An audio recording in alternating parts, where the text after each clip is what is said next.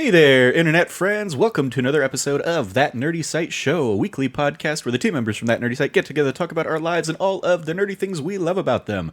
I'm your host, Trevor Starkey, and joining me this week, as always, Cameron Abbott. How you doing, Cam? Hey, what's going on, everybody? And our very special guest returning to the podcast space for maybe one night only, or maybe more. Maybe it's the gateway drug we were talking about before we started recording. Auri O'Neill. How you doing, Ari?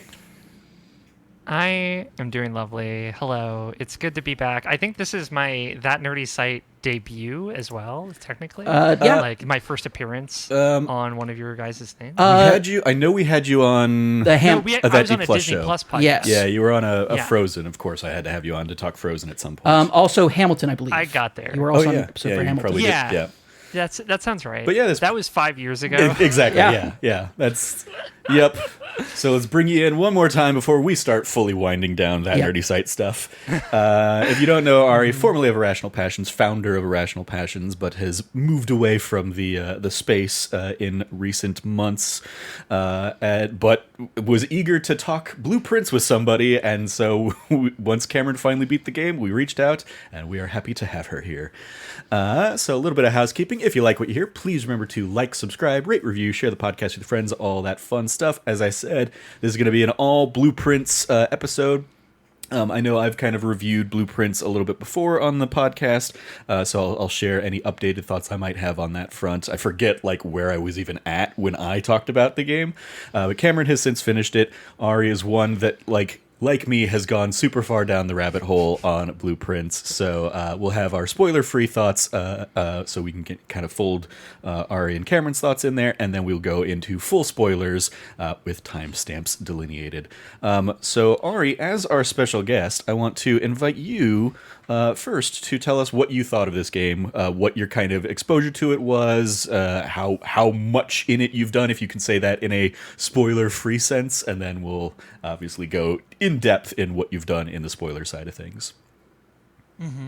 I heard about it through the State of Play, which is I'll tell y'all, it's weird just being out of it. Sure. You know, if something gets announced, maybe I'll hear about it. And this was kind of one of those things where I was like, this seems like it's going to be really cool. Specifically, I was watching to keep an eye on things for my fantasy critic league. Okay, sure. Which I compete with your friend and mine, Brandon Gann. Of course. The Brian Jackson Memorial Cup is what it's called now, as we used to do it with our friend Brian. Of course. And I didn't expect this to review as well as it did. I'll tell you what, that is, I think, when it became a big topic of conversation between the two of us, and I was like, I should play this.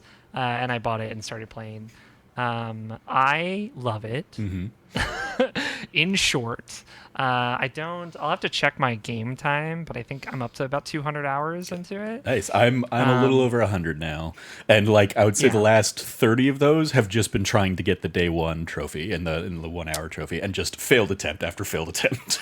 Yep. I did end up doing that a few weeks ago, and we'll talk about that, I'm sure. But now, more recently, I've been trying to do some of the other challenges in the game. There's one for drafting 20 dead ends. Yep, that's one of the ones I also don't have yet. Yeah, so that one is very difficult. I got 19 in one run, and I was like, ah. I got 17. Yeah, so that sucks. 19 would have driven me crazy. Yeah. But to be fair, that was the day one runs as well. It was just getting right to the door and then being too short. Yep. Yeah, I'm not a huge puzzle game person. I like puzzles. I've been playing puzzle games with my partner a lot recently. Not a lot, but some of the time, and I think that's where I was like, I actually really do like puzzles, and I should play more games like this. I am more of I like a longer thing. Mm-hmm. So that's why this is kind of better suited to me. It is more of when you kind of want to stop, you can stop, but stuff the one game that was a Skyrim mod, The Forgotten City. That's a puzzle game that I really like.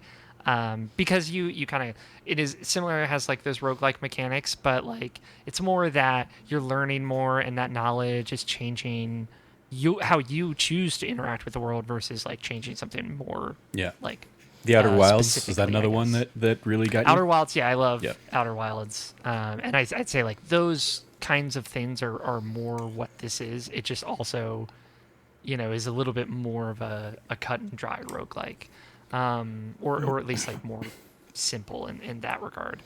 But yeah, I loved it. I have, as to the degree to which I have finished it, hard air quotes on that, is like I consider there to be kind of 3 layers of completion. And I have completed the 3rd layer, and then there is like the kind of mysterious overarching layer that the community as a whole still hasn't solved. Gotcha. And I have some theories Gotcha.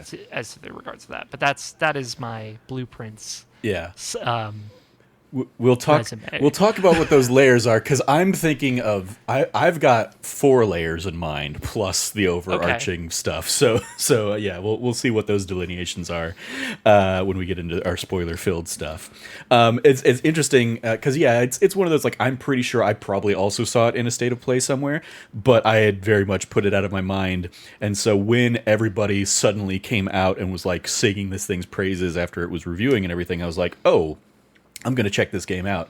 And I love, it's so rare, because I'm definitely not as tuned in as I once was. I still, we still podcast, so I'm still playing stuff every week, but I'm not listening to the news of the week and going and frequenting websites and stuff like that. So a lot of times it is like, I'm kind of like, I know what I'm interested in, but it's rare when something just kind of comes out of nowhere and surprises me like this, and it was such a wonderful delight that it did.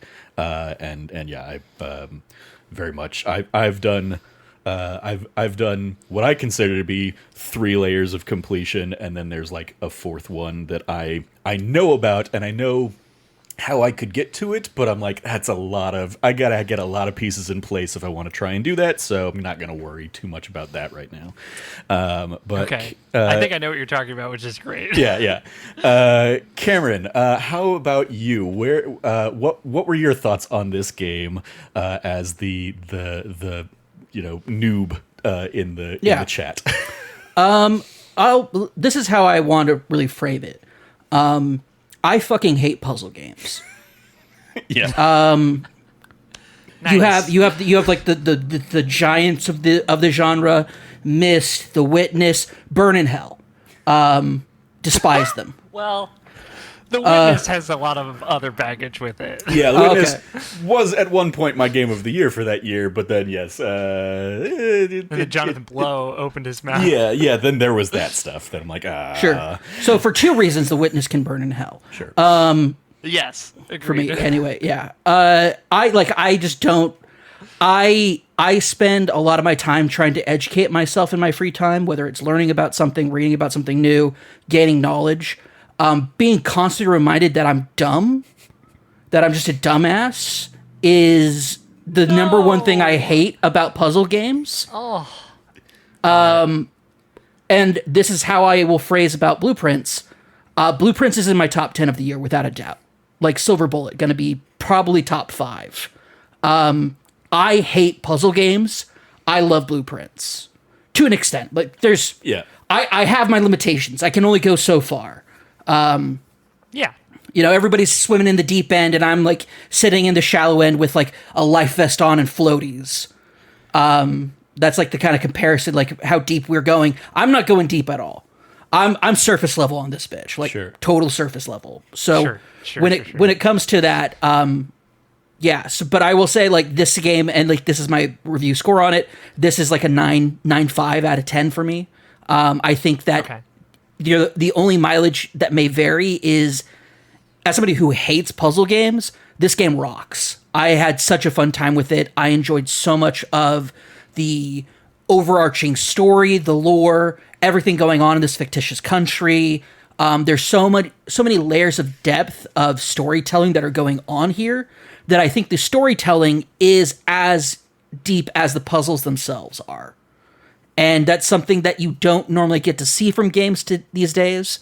And the only interview I've ever seen with the creator of this game is somebody pointing out, hey, you have those portraits behind you. And he looked behind him and he goes, yeah, I just really love these kinds of portraits. And then apparently that's supposed to be like a clue for people now. So the meta narrative has even grown even further with the community. That's fucking awesome. I don't know how true that is, but I heard that somewhere, and I'm just like, it could have been like a, hey, wouldn't it be cool if that was actually like a clue somewhere? That's the kind of game this is. It reminds me of when Rocksteady came out and said, oh, by the way, in Arkham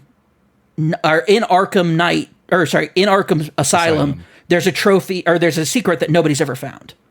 And people are like, what do you mean? They're like, nobody's ever found it. Because if you had, we would know about it. Like, we would have heard rumblings about it, because it's a spoiler for Arkham City. Yeah. And nobody ever found it. And like, that's before they announced Arkham City. So that's the kind of crazy thing that I'm talking about. That's the last thing I can remember that has like this level of hype around it in like a meta narrative in the community. So game's incredibly awesome. It's a 9.95 for me. Mileage, like I said, mileage is like how deep you want to get into puzzle games. If you even generally like puzzle games, this will probably be a 10 out of 10 for you. That's just my, like, and somebody who hates puzzle games, this was a like 9.5 at certain times, because just, it doesn't ever make you feel stupid. I never had a point where it's like, oh, I could have been more clever. Oh, I could have like been more succinct on that, but it rewards note-taking immensely, which, yeah. I definitely felt stupid at certain points in this game. I was in one room and one room alone, and it was the billiards room. We'll discuss math later. Yeah, but I felt like it was always great, because sometimes it was just fun to go like, oh, this run is pretty much over. Cool, I'm going to run around and I'm just going to click on stuff to see if anything pops for me. And like, I found like 3 safes that way. It rewards your exploration of spaces, and it challenges you in a way that's approachable. But I never felt like there was a run that I didn't make any progress whatsoever. Like, yeah, maybe there wasn't too much done, but maybe I picked up an item along the way that I'd never found before. Maybe I was able to combine certain tools into something new that I never had before. So now I have like an idea of like some other stuff going on. And it really like lends itself into that level of creativity. So for those reasons, that's why I'm so high on it. I'm looking forward to like when we get into the spoiler discussion, getting kind of like, because when you're talking about the layers, like I said, I'm not diving any deeper into this game. What day was it when you finally made it to room 46 in your game? That's a good question. It was day 38, I believe. Okay. To be fair, I did have some like general hints before I started playing from folks. Yeah, and on that day you almost made it, which we talked about a little bit beforehand. There was one day Cameron ended up basically being one step short of making it to 46, and then had to call it a night there. Yep. But on that run, it was you'd made it like down below the house, and there were a few moments where it was like, all right, I don't think you're going to be able to make it, so do you want some help and guidance so you can kind of like make your next runs better while you're down here? And we talked through some things. Yeah. So I did not have like the blind experience because I didn't want it. Yeah. I have not like totally spoiled myself on stuff, but when it comes to a lot of this, we're getting into it. Yeah, we're going to be getting into some spoiler stuff. I'm looking forward to it. Like I sent Trevor and Auri a list of questions. That I like for me as like a podcaster and also somebody who played through this game, these are fun things that I think would be interesting. But I also want to let the two of you really get deep into the lore and let you kind of vamp your way through the discussion here. So yeah. Real quick, before we dive into full spoilers, I'll just call out one more thing. So in my normal run, I'm like up over day 100. I'm like, I think now around day 106, 107. Took me about 34 days before I made it to room 46 the first time. But then when Cameron was struggling in here in our office, I one night just decided to be a little bit of a troll, picked up the game a second time on Steam, and basically played through it, got to room 46 on my 6th day. Still before Cameron finished it. So it's like, and to be fair, it's like there are plenty of things that I know because of my 100+ days of playing this game that like helped me fast track it and know what strategies and how to. But it was also I did it with a full house too.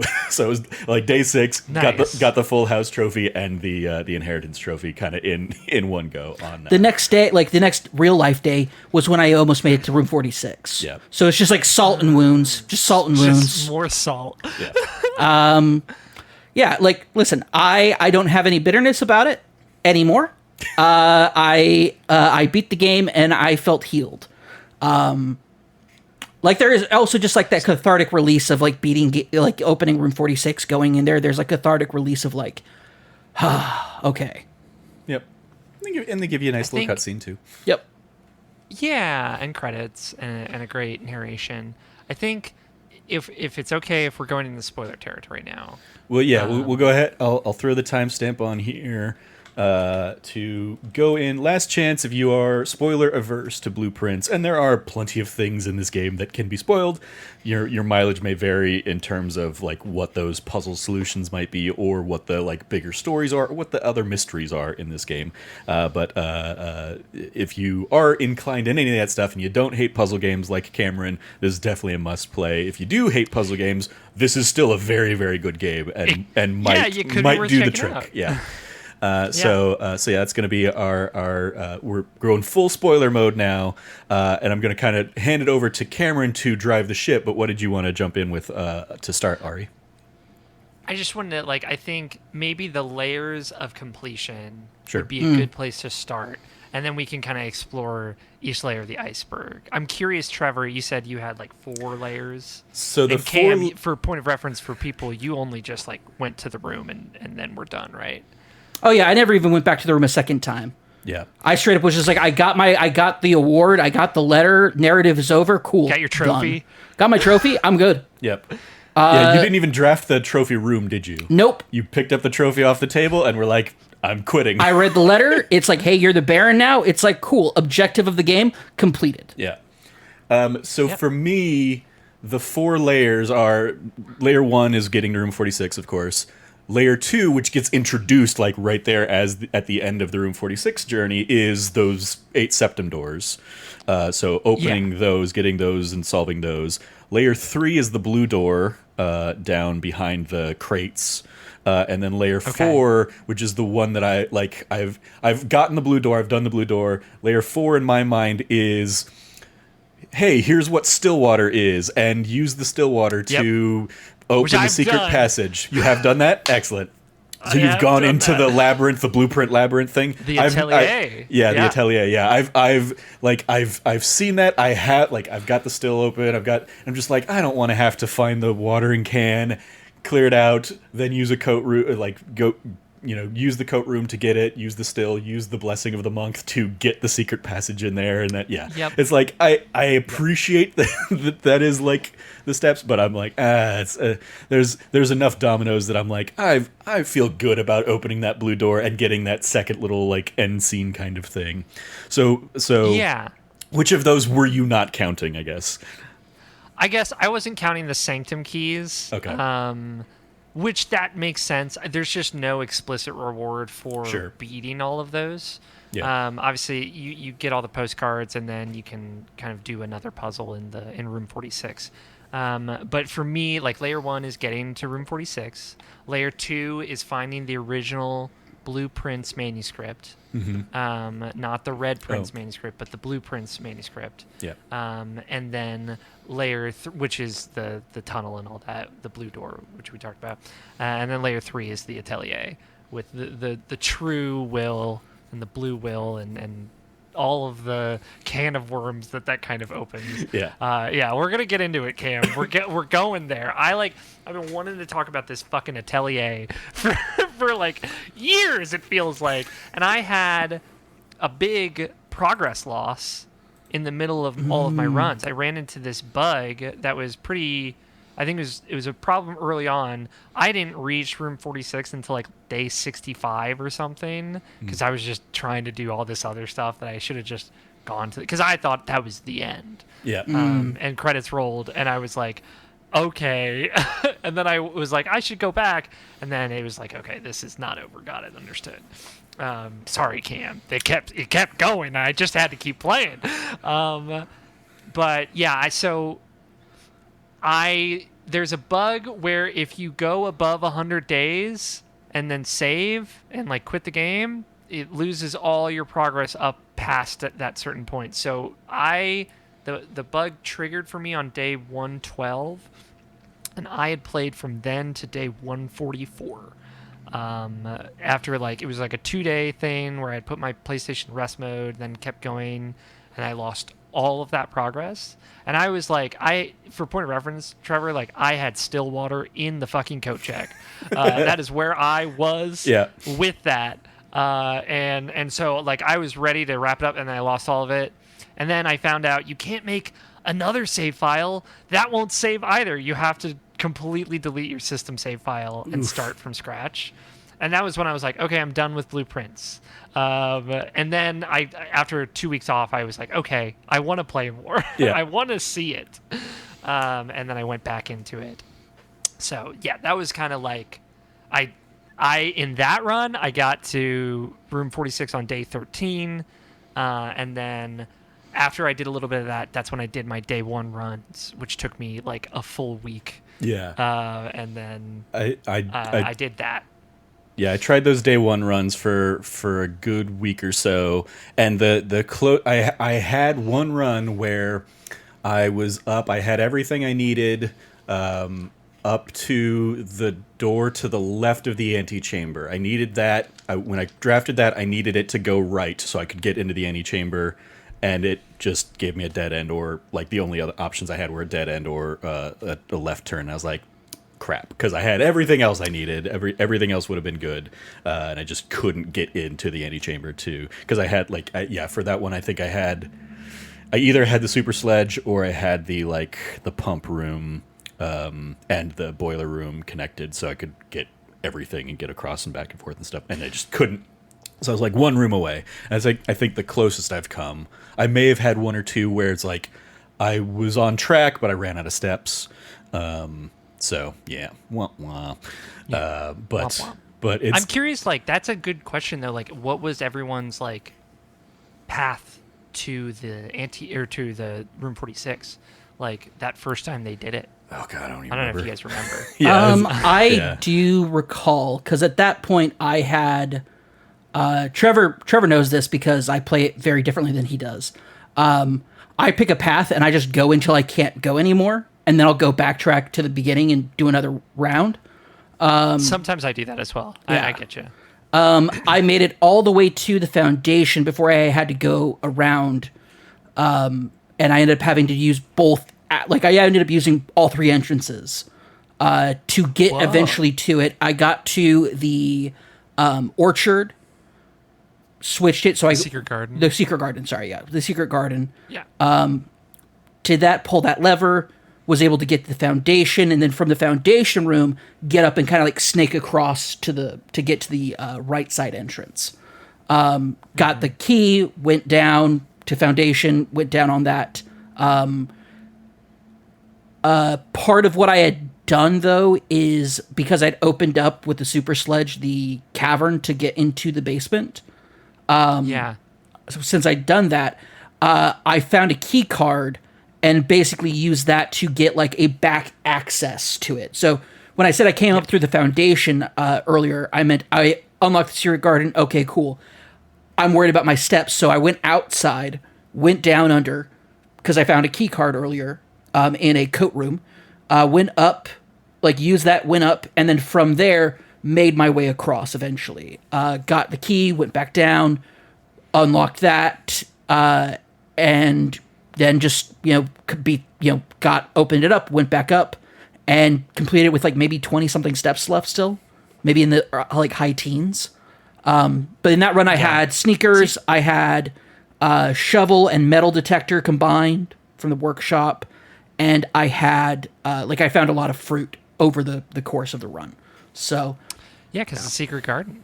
Yep. It spreads fruit throughout the house. Yep. So clutch. Yeah, secret garden's how I did it as well. In my I don't remember the original run, In the original run, or in my original playthroughs, I had a full house before I actually made it to to room 46. But in the most Same. recent bit, where I was just kind of trolling Cameron and made it on day 6, I did take a screenshot right before I walked into room 46 on that one, because I took advantage of the shrine and the blessing of the gardener combo that adds 8 courtyards Yeah. into your drafting pool. So So with clutch. with those extra 8 courtyards, I had a full house, and I walked in. I had 67 steps remaining, 24 keys, 16 gems, and 59 gold coins, and 2 dice. As I walked in and rolled credits on day 6 there. So I was like, that's the best run of any, including my other game that I'd had, because I was just I was banking everything left and right. But I think that.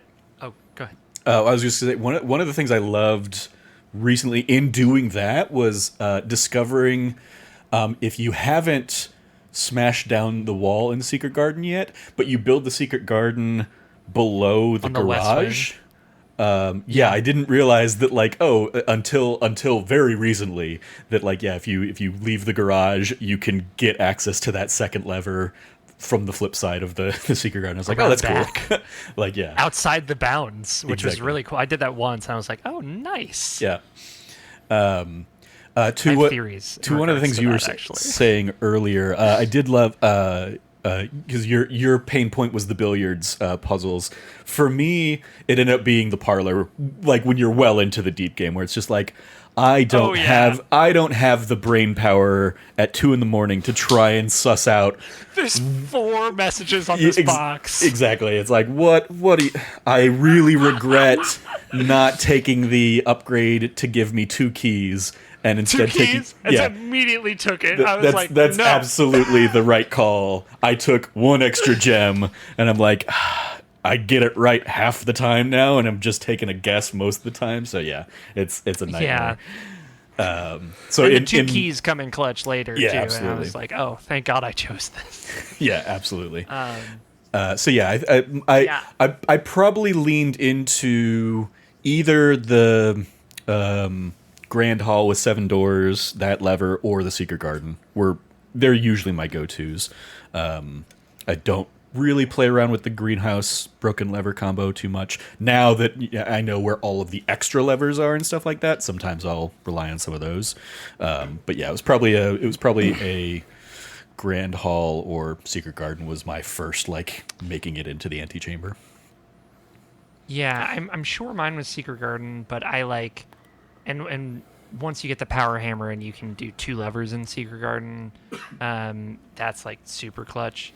But the day 1 run is the one that I remember, because that was, and this is the most recent that that I had to hit room 46, and that was like the craziest. Like, I had drafted Foundation, so it, like, the thing with day 1s is, like, you need really specific things. Like, you have to draft Tomb. Yeah. Like, there's no option without drafting Tomb outside. Because if you get the Foundation and the pump room, and, like, you can get across the you can get across the lake with the pump room and Foundation. But you can't solve the gear puzzle without moving the minecart from 2. Yeah, you can. Well, you can get over 2 and pull the minecart from the other side of the lake. Oh, yeah, okay. Yeah. Like, I was thinking about, like, draining the fountain and things like that. That is something you could do, but that requires way more things. Yeah. The one run I think I almost had it. I didn't get the Foundation, but I had enough steps that I could drain the fountain, get down there, do that, and then it was a realization of, like, oh shit, no, I do need the Foundation to get down to the other side, because I couldn't drain the fountain and have the reservoir one down to get the boat across, kind of thing. And I like that. Like, for me on day 1, it's like, okay, I need Tomb, I need either the pump room or Foundation, and I need garage, I need the utility closet, right? Like, there's like a checklist, and I like thinking about runs like that. And so when I did that helped me a lot for getting stuff like the Atelier and some of the most deep secrets. But yeah, that was the craziest run, because, and I have a video of it, I ended up finding a lockpick that was clutch. But I got to Great Hall, which I needed for the lever to get to the antechamber, and I had 2 doors that were still locked, and I had 1 prismatic key, which works in the Great Hall to unlock 1 door. And it was basically like, roll the dice. Yeah. It ended up working out fine because I got a lockpick set early or later that I could have come back and opened the door with. But like, it was this coin toss of the left door or the right door, and I ended up choosing the right one, and I was like, I can't believe it. I even had like a day 1 run where I got the power hammer, but I didn't have enough steps. So like, there's just so much. Now I've been doing cursed runs, which I hate. Yeah. Yeah, I haven't. I don't know if you're familiar with this, Cam, at all. Cam definitely isn't. I have not jumped into the dare or the cursed runs because I'm just like, maybe if I can get the day 1 and gets me that much closer to the platinum, I'm like, maybe I'll give those a shot, but I don't want to. That's like, what happened to me, Trevor. Don't do it. Yeah. Like, I have everything unlocked. I had like I have, in terms of like the trophies I'm missing, it is the drafting sweepstakes, craft the 20 dead ends. I'm missing the dare and curse modes, and I'm missing the 1 day in under an hour. That's it. I have everything else. Which you'll get the day under an hour one with the day 1. Sure. There was this thought when I was playing through on my Steam version. I was like, oh, it would actually probably be easier to get the under an hour one than under a day one, because you can set things up in that first day and then like use the second day to like speed run through some stuff. Maybe it's way easier to just knock them both out in one. But I was like, oh, I think like, given how long it takes me to get through a day, I might be able to fast track a day too. But yeah, I wasn't really going to worry about it. But yeah, the day room 8. Did you ever find room 8, Cam? Do you know what room 8 is? No idea. Yeah, okay. I didn't think so. And then because I don't think the gallery spawns until, it's very rare, but I didn't see it until after I had gotten to room 46. Yeah. I think that was probably the case for me too. I forget at this point, but yeah. I'm looking to see what else I had. Oh, I got so annoyed knowing that one of the trophies was buy out the entire showroom, where I bought the last thing in the showroom, and that's like, all right, now you need X amount, like now you need a whole bunch of gold to buy this trophy or whatever, and I was like, fuck you. Yep. Yeah, that's such a sneaky little trophy. I got like, it's that and then the blue tents one. Yeah. After you beat the game, the gift shop appears, and then that has like some bonus items, and one is the blue tents, and you need the blue tents to get to some of the crazier things in the game. Yeah. And that's 400 gold. It's 400 gold, and it doesn't become available until you've gotten 8 other trophies. Yep. Yeah. Which is brutal. That was definitely one of the last like big things I got. And like, I'm at a point where my daily allowance is like well over 100 coins or whatever. So I'm like, it's not that hard to get up to the 400 that I needed. Plus, like, it was like a good roll in the casino or something like that. Or I used the broken lever on the broken lever casino slot and was able to rack up some coins that way to buy the blue tents, I think. The craziness of the day 1 run for me was going to office, getting the upgrade disc in office, upgrading guest bedroom to Geist bedroom, getting the 2 dice there, and then using that to roll tomb. Nice. At the end. Are you familiar with Geist bedroom? So like Geist is in Ghost?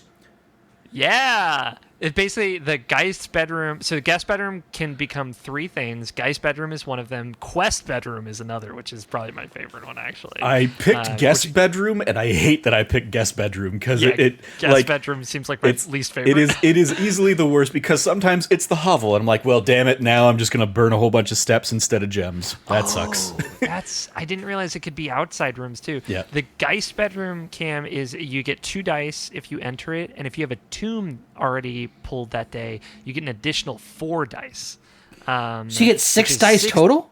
6 dice total. That's insane. And there are actually lamps in the tomb that if you light the lamps with the magnifying glass thing that you can make, that'll give you another 2 dice. So that's 8 dice if you have the tomb and get the guest bedroom, Geist bedroom. And so me upgrading that on my day 1, I drafted it right after I upgraded it, got the 2 dice that I need to re-roll Tomb outside, and got Tomb and did it. And that was the crazy part of it, was like, Yeah. I got this right when I needed it. Yeah, not getting those dice ends like half of my runs, where it's just like, Yep. like, oh, nothing was giving me dice in this run. I'm screwed. I can't do anything. All right. Yep. Or study, if you can get study. That's also really lucky. Yeah. Study's Yeah, clutch. I love study. Study's the best. I'm like a big fan of, like, because similar to you, Trevor, I have like $78 coins for allowance. So I do laundry room as soon as I can find it and turn all my coins into gems. And then if I can draft study, and if I can get the shrine with the dancer buff, which lets you rotate rooms with the gem. Oh, yeah. That is like rotate and re-roll rooms with gems and get like 100 gems right away. It's like, okay, I'm set for the rest of this. I just need keys, and I can figure that out. Yeah. So we've kind of rambled on just some of our random fun things from our journeys. Cam, you had specific questions you wanted to throw our way. I do have specific questions, but first I do want to bring up some fun facts. These fun facts are based off of stuff Trevor has told me that don't particularly matter to me, but he told them to me in a fashion that made it feel like it was a pretty big deal. Okay. My first one is when Trevor told me about the like blueprint in kind of like dimension room that like then takes you to like an alternate version of the house. Yeah, that's the Atelier. The Atelier, labyrinth yeah. When Trevor told me about that, my first response was, "Oh, the inverted castle from Castlevania," and Trevor's like, "Kinda, yeah, Kind of. It is more like a maze version of the house, is how I would describe it. Yeah. That is pre-made. So that's a fun one. I did not know about that, and that's a cool thing that I've like learned from Trevor. It's so cool. The second thing was I wanted to ask, and this is we're going to get into questions. I just wanted to say that because that was a fun experience the other night. That's the coolest thing in this game, I think. Cool. And there are a lot of cool things. There's a lot of cool things in this game. I wanted to ask, how did you guys solve the? Because I did two minecart to get to the cog puzzle part. Yeah. What did you guys do for your first run? Yeah, I mean, it was. I did. Sorry, I did the same, I think. No, I did two minecart, and then I actually like just totally guessed on the pump room to lower the foundation water to where the boat would be traversable, so then I could get across, and then I had moved the minecart already because I have played like a Zelda game before. I'm like, I know I'm going to come around the other side. It's like, I played the water temple. I've been here before. So yeah, that was pretty much it. Cool. That gear puzzle, though, there is like a second layer to it that was fun to figure out. Yeah. Like the elevated, layer. The elevation part of it was very cool. Yeah. For me, I had found and moved the minecart from the tomb probably in like the 20s, in day like 20 or somewhere around there. Like I got down there because one of the first things, like one of my earliest notes was I saw the numbers in the chapel on the stained glass things. I was like, that's going to come into play. So when I found the tomb later on, I was like, excellent, I know exactly what I need to do here. And so I found that path, and I think I had the gemstone cavern at that point that had like a note saying like, hey, we there's like one minecart down there, but we couldn't get to it from our side. So I saw that minecart. I was like, I'm going to pull you. I don't know what I'm gonna need to do with you just yet, but exactly. But it was like, yeah, it was okay. Yeah, I'm gonna get you out of the way for whatever I'm gonna need down, and for yeah, future me. Then it was like very appreciative. Yeah, then it was probably like 10 days later when I got the foundation, got down there, solved the foundation puzzle to get to the mechanic room, and I was like, oh, thank God I moved that cart, because it set me up for success, and it was very much if I hadn't done that, I would have been so annoyed. So yeah, I think it was wildly different days in my run, but that was how I got there too. Very cool. And I also, the first time I got down there just also so happened to be, I think, the first time I had crafted like the super sledge or the power hammer or whatever it Nice. is. So I was like, oh, nice. thank God I can use this on Open this door. these doors and have a very quick fast track way back in there, which is what I later gave to Cameron when he was down there and like kind of, I don't know if you're going to be able to make it back up, but what items do you have in your, and he started listing through his items, and I was like, you have what you need to get the super sledge. Let's do that. Because I was looking for like a lever or a puzzle to unlock, because I was like, this door, there's something, like this wall, there's something wrong with it. There's probably something going on here that I need to like trigger to make it drop. That's what it was. In Cameron's almost run, this is a weird thing. Maybe you played this way too. It was as soon as I opened the outdoor room, I always did the outdoor room first. Cameron did not. So in his almost run there, he had not drafted the outdoor room yet. So we used the super sledge to get him outside. Then he went over and was able to draft the tomb. I was like, holy shit, you might actually be able to do it now. Because we got down, we pulled the minecart. That's so hype. And that was the run where I was one step short. He was one step short. One step short. Yeah, like the entire time, I'm like, set up a lot of stuff. Exactly. Oh, so much stuff. Yeah, my success later on was due to everything we did in that time. Yeah. Yeah, no, that was Trevor was like, "What are you doing?" And I'm like, "Well, this wall has to come down some way." And then for it to be like, "Oh," and I was like, "Oh no, here's what's in my and like power, like sledgehammer, battery, like the Broken lever, the broken lever, the broken lever." And it's just like, that's it. That's what you need. I was like, "Oh, okay, cool." Put it together, and immediately I'm just like, "Yes, this is." Yes. I was like, I literally said, "This is the run," which definitely jinxed me. Yeah. Yep. When I was doing day one runs and I made the power sledge on day one, I was like, this is it, and then I did not make it. Yeah. Shout out to our old Destiny 2 raids. Oh yeah, that's why I was like, I definitely jinxed myself by that. This is the run. 8 hours later, this is the run, guys. Yeah. 8 hours in this fucking dog garden, just dying slowly on the inside. Wild to think that like everything I played of Destiny 2 is no longer in the game. Right? Yeah, it is a shame, for sure. I don't even really play Destiny 2 that much anymore. That's where we're at. So. Sure. I don't know anybody who really plays it too much these days. Yeah. But you played it for the final shape stuff, right? You went back for that? Yeah. Yeah, I did not. Mainly because I just wasn't working at the time, so I didn't have money. Yeah. What do you have next for us, Cam? All right, so getting into my Q&A here. What's your guys' history with puzzle games? It's a good question. I've been thinking about this all day too, because you sent this to me. I'm trying to think of like the big puzzle game that like set me on my way or like made me figure out I actually like puzzles. As discussed previously, it's a back and forth with me. I don't always think about it like that. I think honestly, like Zelda stuff is what was like my gateway into getting into puzzle games. And then it's like once every 2 years, you're gonna get me with something like Blueprints or The Outer Wilds, but only things that are kind of like open-ended and really knowledge-based. I think those are the coolest ones that get me. Yeah, I'd say for me, I mean the like Outer Wilds is one that just for I mean, I know why it hasn't clicked for me. I hate the controls of the flying in that game, and I just can't get around it. So I've tried it multiple times, but I've never actually made it to like the looping part of Outer Wilds.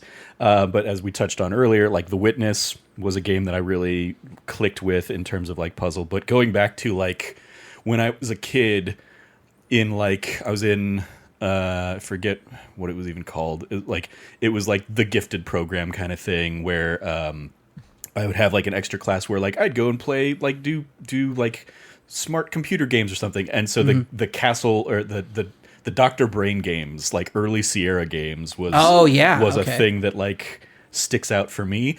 And then it's been like games come and go. Like Return to Obra Dinn a few years ago was one that like really clicked for me. And I had a lot of like Return to Obra Dinn vibes playing through this one. I gotta play that at some point. It's a real good one. Yeah. So like I very much enjoy the puzzle games, but it is also like kind of have to be in a mood for a puzzle game. Yeah, same. Mm-hmm. Yeah. Oh, I actually forgot. go ahead, Ari. I was just gonna say, like, speaking of like the mood to be in a puzzle game, right? Like, I just like, and I'm sure going around for everyone, but like, just I needed to get lost in something, and this was such a perfect solve for it. Like, the having the note sheet and like fucking mapping up things against the wall, like I'm tagging up on my cork board, my crazy cork board. Like, that is exactly the kind of thing I just needed to really get lost in over the last month or so. So yeah, it is, I think, sometimes a lot like that too.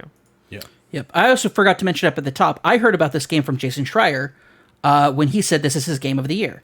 And like that was a big enough deal that he then like invaded Kind of Funny Games Daily to talk about it. And I was like, this is wild. This doesn't normally happen. So I paid attention to it from that. And then later that day, Snowbike Mike did a stream of it. And I'm like, I'm kind of half paying attention to it. But I was like, this is cool enough. I think I want to get into it. So I downloaded the game. By then, Trevor had already been in that game for like a week plus. So I will say, like, I like the game, like Myst and Riven and stuff like that. When I was growing up, never really got into those. So it was that there is like a genre of puzzle games, I think, and I think the fact that this is a much more active like game kept me much more engaged than some others have. Yeah, that's what I was gonna say. Like I played some of those growing up. Like my mom was really into Myst, and my brother Brady was really into the LucasArts adventure games, which I would put in the puzzle category for sure. And so like I running co-pilot on all of those experiences, I definitely grew to enjoy and appreciate them. But it's still always so hit and miss. But I like the tactility of Blueprints. Like, I like that these rooms aren't just cards. Like, you get to go in them and look in the corners, and usually there is something there, and you will feel rewarded for finding it. So it's stuff like that. Like, there's fucking letters on the back of the statue that is also a fucking hassle to even get to, right? Like, stuff like that I really love, and I love that once I started I think my 10 out of 10, like, this is a great, perfect game for me, solidification came in when I was doing the day one runs, and I realized how much I knew about every single room in the game. Yeah. And that was so cool to me. Yeah, it's like doing those, it's like, I know if I draft this room, I know there's a gem in there behind a safe. I know the code of the safe. So it's going to be a wash. I'm not going to lose a gem on this. And it's the drafting room, so it'll give me some like extra attempts if I need or whatever. Like, yeah, it's very much. Yeah. And that was, again, doing that again, doing the same thing there and getting like the day 6 completion with a full house, just being like, I'm only able to do this because I have 100 days on my PlayStation save of memory stored in my head now. Absolutely. Yep. This is and all these screenshots. For me, I didn't do screenshots. I did this. This was my log of all the things I was paying attention to.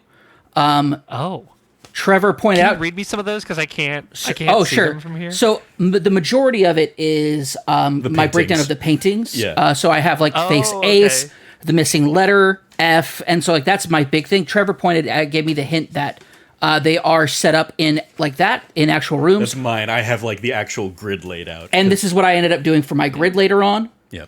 So I already and the nice thing about that is I already had almost all my letters.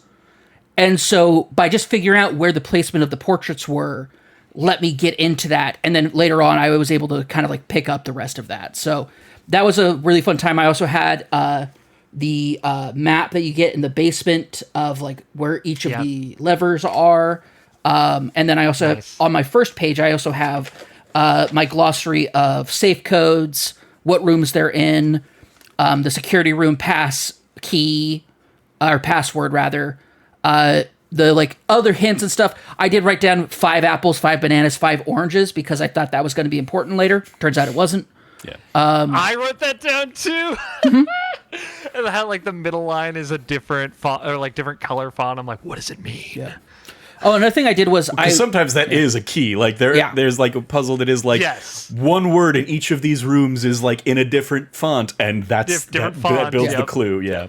I will also say is that if you look at my like some of them that are scratched out, it's because I didn't couldn't figure them out right away. So I wrote what I knew, like what I deciphered them as, and then later I would talk to Trevor, and Trevor and I had like a good couple back and forth sessions of like Trevor being like, oh, for that one, because he didn't go to his notes for it. He just helped me off the top of his head. And the one that really took us forever was Fur and Fire. Oh, really? Okay, the create was the one that took me the longest. Oh, okay.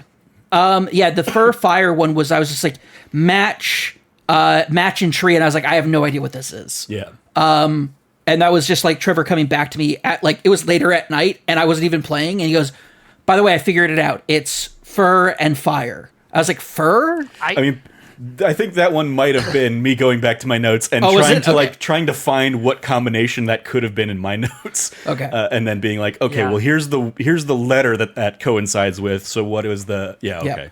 Yeah. When I say like when I started figuring out like the painting stuff in each of the ones, and I'm like, damn, this is good. I'm really liking that it's like all of that. And then because of the way that I travel through the house, I didn't pick up that it was layered out, like each room had each letter fixed for the grid puzzle. And so I'm like, this is just such a cool way of doing it, such a cool way of like navigating it. So I also just want you guys to have a moment for you guys to kind of show off your notes. And that was definitely the paintings was an early one for me when I realized, oh, no matter what room I draft here, the paintings in this room are the same. So that's going to come into play. And then finding rooms where it was like, oh, it's a tent and a 10. They're like noticing that there's only a letter difference between those. Okay, can I find that same kind of parallel in the other paintings that I've seen? And so finding that well ahead of like the notes in certain rooms, like I think the drafting room kind of points you in that direction. Some of the later schoolhouse or the classrooms point you in that direction. I never did the schoolhouse. The rumpus room, there. I actually never did the classroom. Yeah. We can talk about the final exam, Cam. You would have hated that for sure. Yeah, absolutely. The final exam was very much a like, oh god, I'm like the tricky bit on the final exam for me was like the foreign language thing where I'm like, I knew that was gonna be a pain in the ass. The different like prefixes and suffixes that they come up with. I'm like, I don't know. And there's no verbs. Are you kidding me? So there's in the drafting studio, you can get a classroom to add permanently to the draft. And then the classroom adds 8 more classrooms. So if you can draft all 9 classrooms, that's where you can take the final exam. And all 8 of the ones preceding it, it's like an open book test. I like it when you start, it's like a timer of 30 minutes goes up in the corner, and you can like walk around the house, get hints, whatever you need, but you got to finish it. And you get like sent your grade the next day, which is super intense. But that was definitely like, okay, I'm going to look up some of this stuff. That was like the moment that broke me.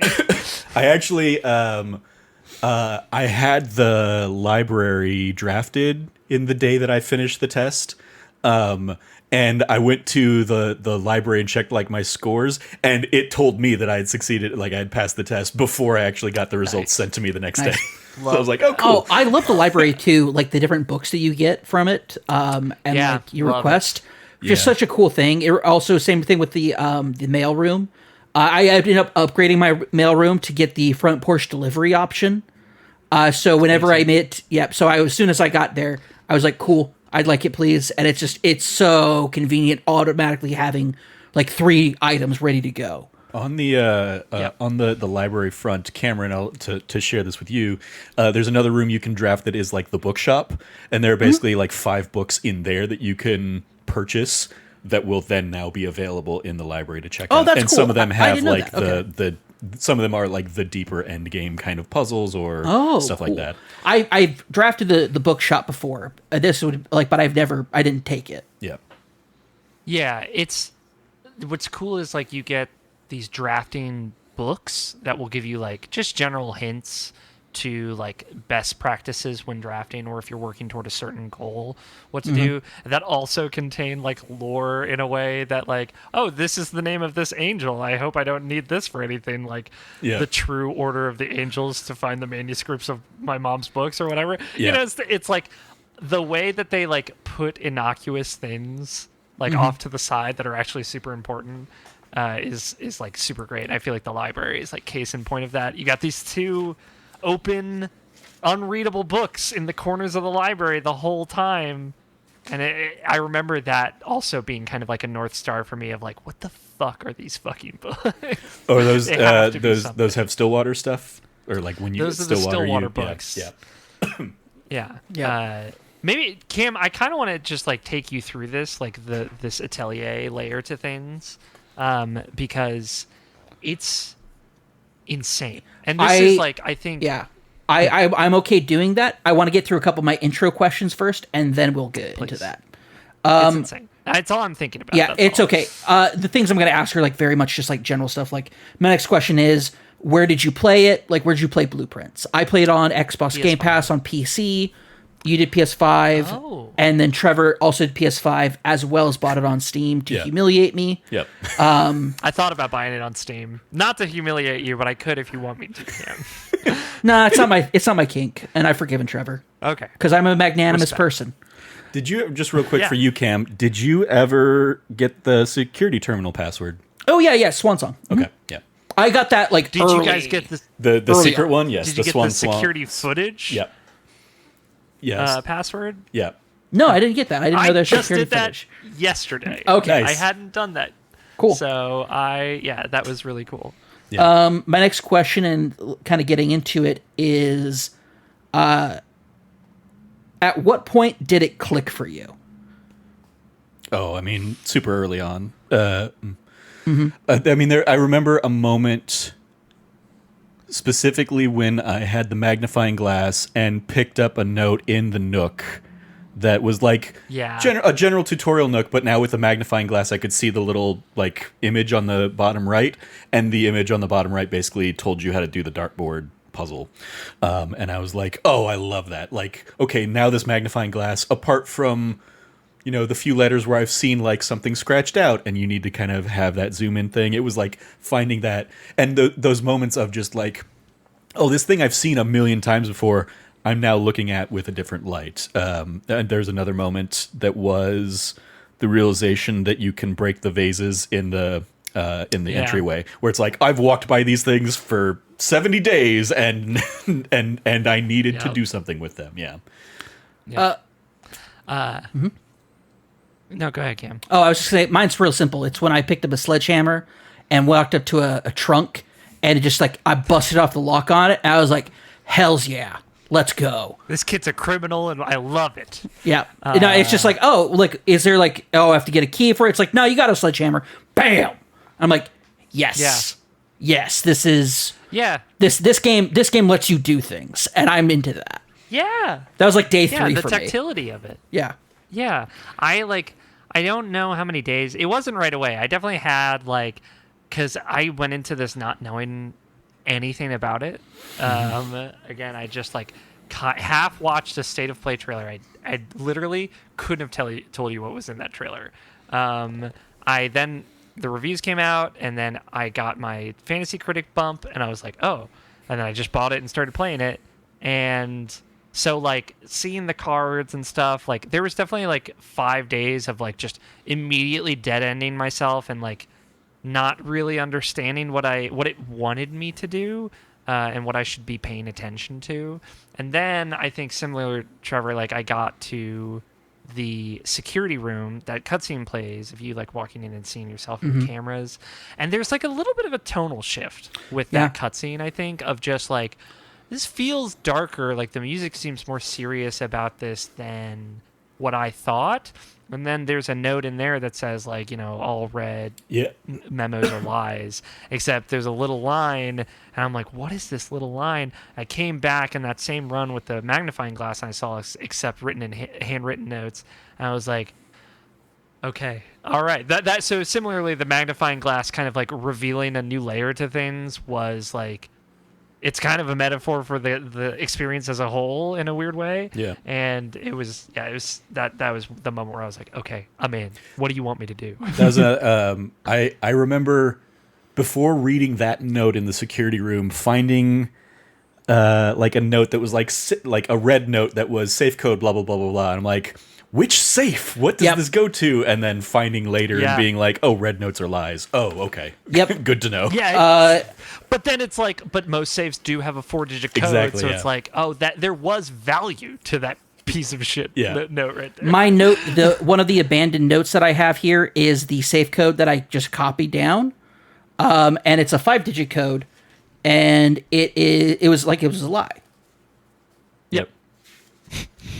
And I was like, That's how they get you. and then I was like, but all the others are 4, so why is this one a 5? And then I was just like, I just I abandoned it and just didn't think about it again. Yeah. Until this very moment, so I totally forgot about it. There are also like for me, there was a lot of fun moments in realizing how to optimize things. Like if you get the security room and the breaker box, you can crank up the security to high security and set the set the resting state to unlocked, turn the doors off, and now you can just access and get through any of the security doors, and there are more of them in the house, and so you're gonna you don't need as many keys, stuff like that. I loved finding. Yeah. I also agreed. there was one I solved this little puzzle in the laboratory long before I was able to actually put it into use, which was like reading the periodic table and like finding the hidden message in the periodic table in the laboratory that basically says push 3 up after 9, but you can't do it until you have power going into the laboratory. And I could just never get a run where I built the boiler room and like got power fed into the laboratory. And so when I finally did, and I think that opens up the grotto, and now you can. You have the ability now to it opens up like the throne room. You can get to the throne room drafting thing, or I guguess you still need the microchips. Still need the microchips, but you can like. But it's open now, and I can get to that later. Terminal. Yeah, exactly. Yeah, the being it. So yeah, every run it would be okay. I'm in the security or lab. One of those two, I'm gonna log into the other one and start an experiment up, or I'm gonna do the unlock security doors trick from the laboratory and just kind of go from there. Yeah. Also loved, and this is something I think speaks to Cameron, your love of the lore. When you find that first red letter, and Yes. and The bells and alarms that went off in my head as I read it, because the first one I found is the drafting room letter, oh, okay. where That's probably one of the later ones I found because that's the one you need the magnifying glass to like zoom in on the safe on the little paper safe for. That's Yeah. the drafting studio one, but there's also the drawing. the drawing room. Yeah. Sorry, the drawing room is the one I was referring to. Gotcha. Where you pull the candlestick. Yeah, you pull I the don't remember candlestick. what that letter says. It says it's an accusatory letter from your your grandfather, who, or like from a family member who basically is calling out your great uncle for disappearing your mom. I think that one's in the. I think that's in the boudoir. That's the one I'm thinking of because I think that was the first one I found. The one in the boudoir is the one from your dad. Oh, okay. So I don't know if that is the same one, because he basically is. Am I misremembering criticizing your uncle? Yeah. For it says his, we will like- not be visiting. Yeah, I think that is the right one then. Yeah, The boudoir is the first one I basically being a opened. coward. Yeah, yep, that's it. The boudoir one is the first one I found. Then my 'Cause apologies. it's Christmas. Because it's Christmas. It's the photo. That's another thing I love is like the safe codes are all related to dates in like what you're finding around in the room. Yeah. Just such a you mentioned earlier, tactile. The tactileness of clues in the game are awesome. And so opening up and reading. Gates. Oh, they're gates. Yeah, opening up that letter and being like, "Whoa, what happened to the mom? Like something happened to the mom disappearing, calling him a coward for not standing up to the royals." And the royal faction, The Red Guard. the Red or Guard, whatever. yeah, and like letting them, and I'm like the Red Guard, and like as I'm digging through, I was like, this has got like some Gestapo vibes to it, Yeah. some like real political stuff. Because prior to that, I'd found like the letter in the attic that's like from the publisher saying like, or like no, it was a different room with like the author like note saying people are criticizing the book saying it's political, but the author says that she wrote it about her son, and like piecing that together with the letter and being like, your mother's the author, she wrote it for you, but and then I found the letter in the attic and I'm like, okay, there has to be something like this was political then. And then she made a shift on it, and like digging through that and like connecting it to the Red Prince storybook that I had already found. All of that was just this awesome like lore dump for me that made me, up until I would say that point, I didn't really care too much about the lore. I was like, I would just want to do some puzzles and like be like have fun. The puzzles themselves were sustaining me, but what converted me into like really loving the game was the lore of this and like the deeper the deeper political intrigue that as a kid clearly was not like going on, like you were not full, like maybe you were cognizant of it, maybe you weren't. They don't really go into the detail of that narrative, so to speak.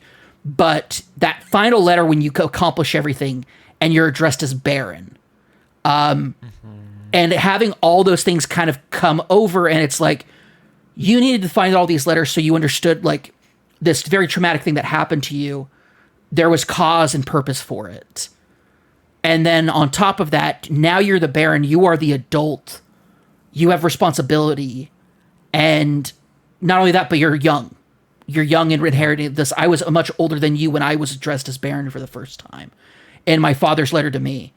And that also speaks to like their relationship between like, as an uncle myself, I have like very unique relationships with all my nieces and nephews. It's something I've always tried to do, is not just be kind of like a one-note uncle, and like really investing time into learning about their interests and stuff, and like being a part of their lives. Because I'm not married, I don't have kids, and so like, and that connection is always like, I already had a deep connection with your parent, who's my sibling.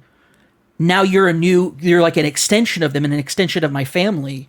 I want to know you. I want to help foster the things that you love about yourself. I want to help you challenge the things that you don't like about life and what's going on in your life. Like, I want to be there to support you in that aspect.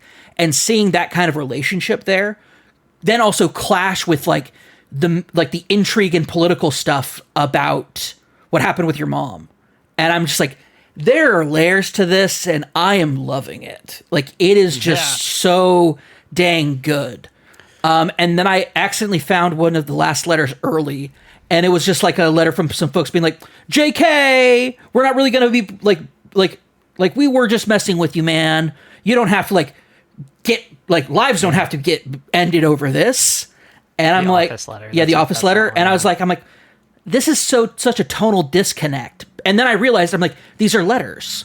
Yeah. There's an other side of that letter that we don't have, that we just have the result of somebody sending a letter before.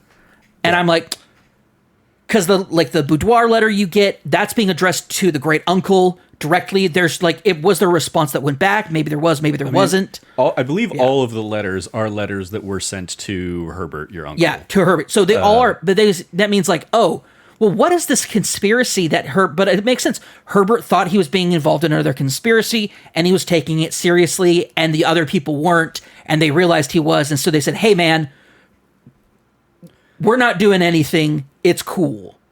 Real quick, one of the things I want to shout out back on like the whole Red Guard side of things is, after your mom disappears, people come and like investigate the house, and one of the things they want to look at is like one of the books in the library. Yeah. And it's like the version in the base library that you get is like a revised version, and I love that one of the books you can buy from the bookstore is like the first edition, uncensored that doesn't have cool. stuff blacked out, and the like there you can find a letter somewhere that is basically like the detective being like, sorry, I was under the impression you had a first edition of this. Yep, I also found that letter. That's why I was like, there's something like crazy going on with these books. Yeah. I like. Go ahead. Go ahead, Ari.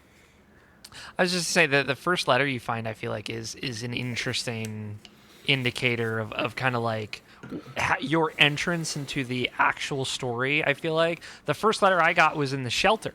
was the time lock safe. Yeah. Oh, And I felt so smart for figuring out that it had to be the in-game date, Yeah. not the real-world date, and figuring all that out. Like the library is what helped me figure that out, because when you check out a book, it puts the date Yep. on the checkout receipt, Yeah. which is awesome. And you can see who checked out books before, like your mom. oh which is also gosh, super yeah. cool. That just adds like a layer of texture to the story and the world that helps it feel Yeah. lived in. And it's like, It feels lived in. The rooms feel lived in, right? Yeah. But different people, and that's the kind of stuff that really stands out. Like Denny Ravane, who was the guy that sent the blackmailing letters, spoilers, who is the former gardener, right? Like, as you find out his story and why he sent the letters and kind of like, then like... oh, because he was a layers- shitty gardener. Yeah, and because he made the plants that have the gems in them, Yeah. and he wanted to like sell it to the government, Yeah. basically. Yeah. Do you are you even familiar with those gems? Gem Oh, yeah. plants? Okay. Yeah. Yeah. That was one of the cool things. Like discovering, like I've got the greenhouse fully watered now, and now there's nice little gems in there, and or I think you get it also with like one of the constellation rewards and stuff. Yes, But yes. yeah, like finding that but, stuff like, out. Yeah. That's so fun, and like that is from one character's perspective who's just like a poor gardener, like you get it, and then from the Baron side of things where he's like, I don't want to give Fenris anything that I can give them, especially something as valuable as like this unique flower that one of my staff members made. There's so much perspective that you grow to appreciate as you play more of it. The time lock safe one is, I think, maybe the note that you were talking about, Cam, because it's from Herbert's niece, that from like the other side of the family that like is suspicious of Herbert. Yes. Because Mary disappeared on his watch, basically. And is basically like, you won't see me for Christmas at the end of it. But again, the layer to this is that Herbert, these letters are from forever ago. Herbert put these in saves for you to find, Simon, to find, so as you can kind of come to a conclusion as to what happened on your own. And I really like, as like you kind of peel back those layers to the narrative, you realize like, my mom was a revolutionary, right? Like, was someone who hated the oppression of the government. Yeah, finding finding their little hidey hole cave in the like, underground area. bazookas in it? Exactly. Yeah, like holy shit, Mom was packing. Yeah, like no, because like the two people she was working with had like set off a car bomb. Like, this was serious, and like that's why I really like the boudoir letter from Daniel, who's your character's father, is like, listen, my wife sacrificed literally everything, and you deserve to show her a little bit more respect and show more respect to the cause that she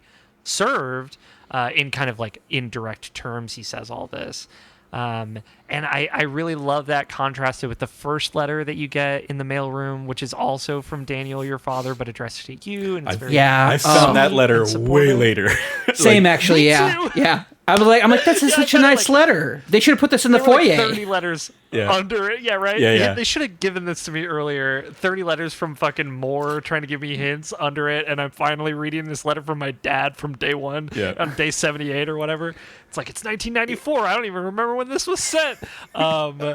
Just like, I think for sure, Cam, the first letter was my entry into the story, and then I was completely obsessed to the point where when you get that narration at the end, which was the original manuscript read of The Red Prince, I cried at the end because I realized kind of the layers and the weight of everything that Mary had done, and that everything of this she did for you, right? When like, she this whole disappears game- during the day of the parade and like leaves you, Yep. and I'm just like, what the heck? Like, That's, a world my son will never know. Yeah. Right? Like, that's so heartbreaking. I absolutely love that, and that is, I think that's one of the interesting things about the way the game's structured, because like Cam got that narration with far less information than maybe you or I had by the time we got there. But it's still impactful. It's still, it can still be impactful, but there are extra layers that you're fine if you have, like, depending on what you know when you first hear that narration for the first time.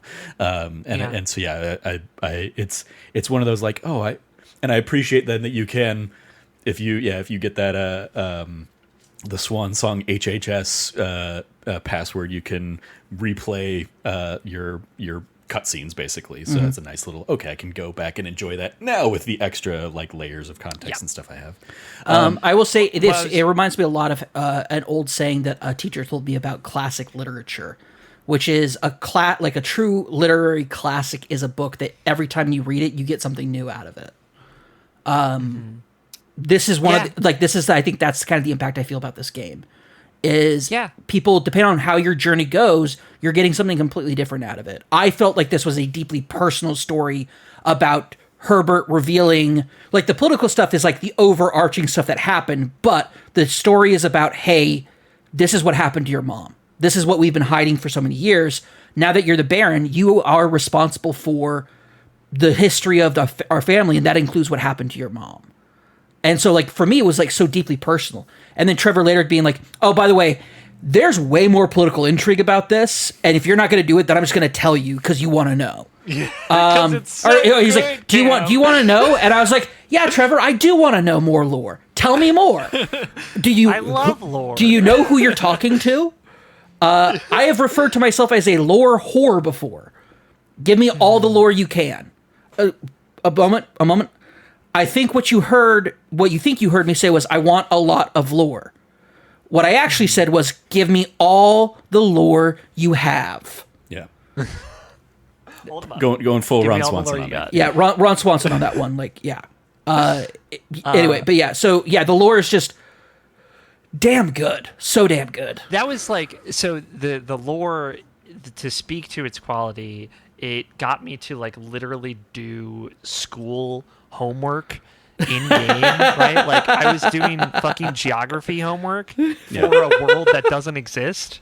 And that, like, I can tell you about General Teskin. Like, for some fucking reason, I know the guy that led the army that won the war, the coup, like, all this kind of stuff. I love that I was that invested in it. So few things I feel like can, like, do that, but also pay off that it's worth it. But, like, I was going to say, the reason I kind of, like, got down a lot of these threads was the great Alzara. Is that his name? You were not alone. Trevor's showing you his geography map. I love it. Yeah, I was taking screenshots and then like uploading them to my iPad, basically. Yeah, the fortune teller in the rumpus room that you were diving into. Love great Alzara. I love the vibe. I hate that he lied to me and said somebody was watching me, because that made me paranoid for like 2 hours, and I was very upset about that. I mean, they could be. You were watching Simon. Auri, were watching true. Simon. So yeah, I don't know if that's what they were getting at. I just took it as there's security cameras. Is what I took it as. For me, this was my gone home moment of like, this is just the game fucking with me, and I need to move past this, or else this is all I'll think about. But like he said, like just like the paintings on the wall, there's a letter missing. That's what kind of sent me down the route for those, and that's when I saw Face Ace, because I was looking at those forever, and I was like, what the fuck does this mean? I asked Trevor about that. I was like, I don't know what the ones in the foyer means. And he's like, Face and Ace. And I was like, God damn, am I dumb? No. Am I dumb? You looked at a Queen of Hearts and an Ace of Spades and did not think the Queen of Hearts was indicative of Face. You're fine. Yeah. Like there are some of them that are like, oh, this is very clearly a chart and a cart. Okay, cool. Yeah. And then there are others where it's like, oh, that's a stretch for fire. Yeah. Another thing about that refers to the trees around as firs, and that's how I figured that one out. Okay. Yeah. For me, it's that moment is indicative of like, you feel like, am I dumb? Am I stupid? And then all of a sudden they say, oh, by the way, on the dartboard, now there is a square that is indicative of something else, and I don't know what this is. But the thing about me is, like, I looked at the dartboard and I saw the math signs, and I looked at it and I was like, what are the chances that plus, minus, multiplies, divides? And I got it in one go. I did the same thing, yeah. And then all of a sudden, one time, I look at it and there's a square there, and I was just like, the fuck is this? Like the song, I the immediately knew what the square was. Yeah, okay. Like, I've done enough math that I know what, like I figured like, oh, this is squaring. It's the diamond. It's the diamond. That I have fucking problems. Oh, I never saw the diamond. It's the squiggly lines. It's when the dartboard has a slash, meaning like X's take half, and a and X slash. meaning don't do this, 2 dots meaning double it. Yeah, it's those, and then it becomes like, okay, what's the order of operations for those versus the symbol versus the colors? Yeah, it's some of it is just like I'm just gonna trial and error. Yeah. Yeah, no, I'm glad I didn't get too far into that one. It is, but like when the square came up, I like this. The TikTok sound. What kind of fuckery is this? Like that played in my head when I looked at that. I was just like, "What is this?" The nice thing about the parlor room is that, or the billiards room rather, is that like you can't fail it. Like you can trial and error and make your way through it and open the thing. Parlor room, if you open the wrong thing, you're fucked. Oh yeah. And I'm like, well, there's just gems I'm not getting today. Oh well. It's like I bet I could spin that key again. I like, come on, give me another try. It's that's one thing I hate. I have a sledgehammer. Yeah. Yeah. Like, why am I stupid boxes? Your box is cool. Bam! I have a power hammer now. I have a super sledge. Yeah. Like I can take down a wall, but I can't break this box. But then I realized I was like, well, if you break the box, then it won't be working tomorrow. So that's the trade-off, right? That's the magic of the rooms. Is that if you break the boxes, they won't appear tomorrow. And you lose out on gems. Come in here and be like, what the fuck did this kid do? The trunks appear out of nowhere if you have the right experiment running. So it's like there are plenty of trunks. I will also say is that speaking of like streamer moments, when Snowbike Mike was playing this, played the parlor room and read the letter to Kev. So it was to set the scene. Snowbike Mike's playing it. Kevin's on the 1 and 2s. Kevin Coelho, and Mike reads the letter, and he's like missing parts of it because he's Mike. But the best part about it was afterwards, Kevin's like, I don't know what that means, and so it's referring to like, oh, you've entertained my wife with this game, and Mike's like, I think she was entertaining her a different way, and he's thanking him for cucking his doing cuck with his wife. And Kevin's like, oh, it's that kind of game. And it's just like... It's funny because like the future of that is Kevin getting really, really into it. So, I guess it was worth it. Yeah, I know. But like, for me, whenever I go into the room, I'm like, the cuck room. That's what I call it. My favorite, the cuck room. Cam, I want to explain to you in the billiards room, if there's a diamond around the number... it means you have to flip the digits. Yeah. Which isn't math. That's not math. I'd like to let you know. That's bullshit. And What? I have a fucking problem with that. Yeah. If it was square root, like I thought it was, it would have made sense to me. The square took me, I'm not kidding you, took me 20, less than, just under half an hour to figure out. And because I was just like, what is this? I'm like, I'm doing because I didn't notice it at first.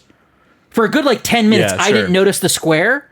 And so I kept doing it. I was like, what's wrong with this? And then finally I was like, something's off. Something's different. And I see the square. I was like, well, what the fuck does that mean? Well, it's green. Does that mean what am I supposed to do with this? Do I add it to and I would figure it out. I was like, oh, you square it. Okay. I see what you're doing here. But that would lead me to think, diamond is square root or do something else about that. Oh my god, no. Oh no, fuck that. Fuck that to hell. Flip the digits. Do some ridiculous not math shit. Yeah. Here's the thing. And then there's a square inside a diamond or a diamond inside a square. No, sometimes, yeah. No, that's bullshit. The order is very important. Or a square inside of a diamond with 3 lines on the outside. Yeah, with squiggles. It's awful. I hate it. But if it had just been normal math, I even wasn't that upset that they took PEMDAS and disrespected it as much as they did, which is the real order of operations. It is. For point of reference. Please excuse my dear Aunt Sally. Exactly. I understand this world has its own math, and 8s are on the side for some reason. I get it. I respect it. But if you're just flipping digits, it's just not math. There's no science. I hate it. That was when me and the billiards room had to take a little bit of a break. And then 20 days later, I came back to it and I was back into it. The 8s on the side just reminded me. Did you do the the puzzle that is in the room with all the chess pieces underground. So you have like the torch elevator takes you down, then you can bash one of those walls. Well, you have to do the like rook into a king move to open up the pass. Yeah, you have to castle. Yeah. And then the chess puzzle, I think, is just. I want to know when you guys discovered it and how you went about solving it. Just I never found it. It was so fun. Cam only got 2 of the torches, I think, lit by the time he was done. I got down there, and I had been one of my notes was like, all right, this is going to come into play. So I had like a note going of like chess pieces. All right, these are the rooms that have a pawn. These are the rooms that have a rook. These are the rooms that have a knight. And so I was like figuring it. So when I got down there and found that room, I was like, this is how it's going to come into play. Oh, I've got to know where I've built those rooms. And so yeah, the first time I mean like it probably took a while before I had one of every room down there to be able to actually do it. And then when I did, the first room I built was the knight, so I could get access to the armory. Yep. And then I kept the armory for a long, long time because me too. The first few things it gives you, like, one is the axe that like you can, for like I think you get 3 goes with it. You can just slash the amount of gems that a room costs forever. So I love that. I did that trophy room. Always the first exactly. one I get. Yep. That costs 5 gems and I get 8 gems. All right, well now it costs 0 gems and I get 8 gems. And I just found I just drafted it in rank 8 with the blue tents, so you get the extra little note. And I love the little note in that one is the crown had 8 gems in it, implying that you took out the red gems to give yourself the sapphire gems for your blue crown, and those are the 8 gems that are on that table. So I was like, I love that being just a little, sticking it to Fanaris. I like that all the gems and all the saves are the red gems that are from the original crown, and it's fuck them Nazis basically. Indeed. And then the other thing before I realized I could light the torches with the glass magnifying, so that's what that's the magnifying glass combined with the detector. I got the torch from the armory and was like, now I can go light things on fire. Now I'm gonna blow up that damn dynamite that's always just been taunting me. I lit the candles in the chapel. In the chapel, and smashed a piggy bank. Yeah. Oh, you smashed the piggy bank way too early. The keeper of tithes, as he is known. Yeah. I love that. That was that's what it was. I was like, I'm gonna have enough money to buy everything in the showroom if I go smash the piggy bank, buy everything in the I'm still short. And then I'm still short. I'm like, fuck you! I smashed the piggy bank for nothing. Yep. The one that like helped me with that was the double bedroom, the bunk bedroom. One of the upgrades for it is if you draft it while you have 2 shops, it'll double the coins that you have. Nice. That was ultimately how I managed to get all the expensive things in the game, which was super cool. Yeah. I just did a whole bunch of lab experiments that increased my allowance permanently with whatever thing I was doing. I was like, I don't need to remove crates anymore. I've got a clear path down there. Now I'm gonna rack up my allowance. Yeah, that was what took me forever, was the crates for sure. I appreciate like at some point you can get extra experiments, and some of the triggers, like one is open your map and lose 10 steps, which is so disrespectful. I don't know, the gym room where it's like, hey, by the way, lose half your steps right now. Work, and that's the only room that will let me get through because the others are dead ends. Fuck you. Yeah, that's very disrespectful as well. Yeah. Also, it having one of the levers behind one of the smashable walls, being like, that's just cruel. Just bait. Because it's like now I kind of want that room because I know I'm going to be able to get into the antechamber. Damn it! Yeah. Stuff like the chess room I found pretty early on. Similarly, because I like once I lit that first thing. No, I had the magnifying glass. I did the thing where I found the note and security. Went to the dark room and was like going over all the pictures here, like there's got to be something. Then I got the orchard code, And so I got that. And it's like, oh, 20 steps every day. That's what a great get. And then I turned the first thing, lit the first fire for the elevator. And so, yeah, once you light all those 4 fires, you go down. I got to the chest room pretty early on. And you find like of Realm and Rune. And I was like, with like this old book that is missing pages, which is showing like these Norse runes. Yeah, which when I found out like I could check out books in the library, I was like, oh, there's gonna be a way I can get like the full unedited the full version of this. Yeah. That's another one at the bookshop. Yep. And yeah, I remember that first time I was like in the chapel and I just was looking. Sigil notes and borders and. Hell yeah. Yeah. I just took screenshots of all the pages. I was so lazy about it. That's a way more fun way to do it. But yeah, I was like sitting in the chapel looking in the corner, like while I was like figuring out where I wanted to go. And I realized I was just staring directly at the bishop, the white bishop that sits in the chapel. And I was like, wait. And I immediately like ran out of the house as quickly as possible, went down to the chest room, put the bishop on that room, and then it lit up. And I was like, oh. And I just like changed. That was one of those like aha moments that is so magical to me. Just like the chess puzzle is one of my favorite puzzles in the game. And then the one beyond the chess puzzles, like, holy shit, you got to know a whole bunch of stuff on that one. that is one of those like very late game, like, because you'll find the castle cryptics thing in that room if you smash the wall, but then it's like I remember seeing like a note in the locker room that was like 6 and like IOO and being like, okay, well I can piece those together. Then there's something finally this goes to something in the grotto. I was like, oh, that okay, that and that So I was like piecing the whole thing together and then finally getting it and then being like, okay, now what the fuck do I do with this? And then eventually finding that room, being like, oh, okay.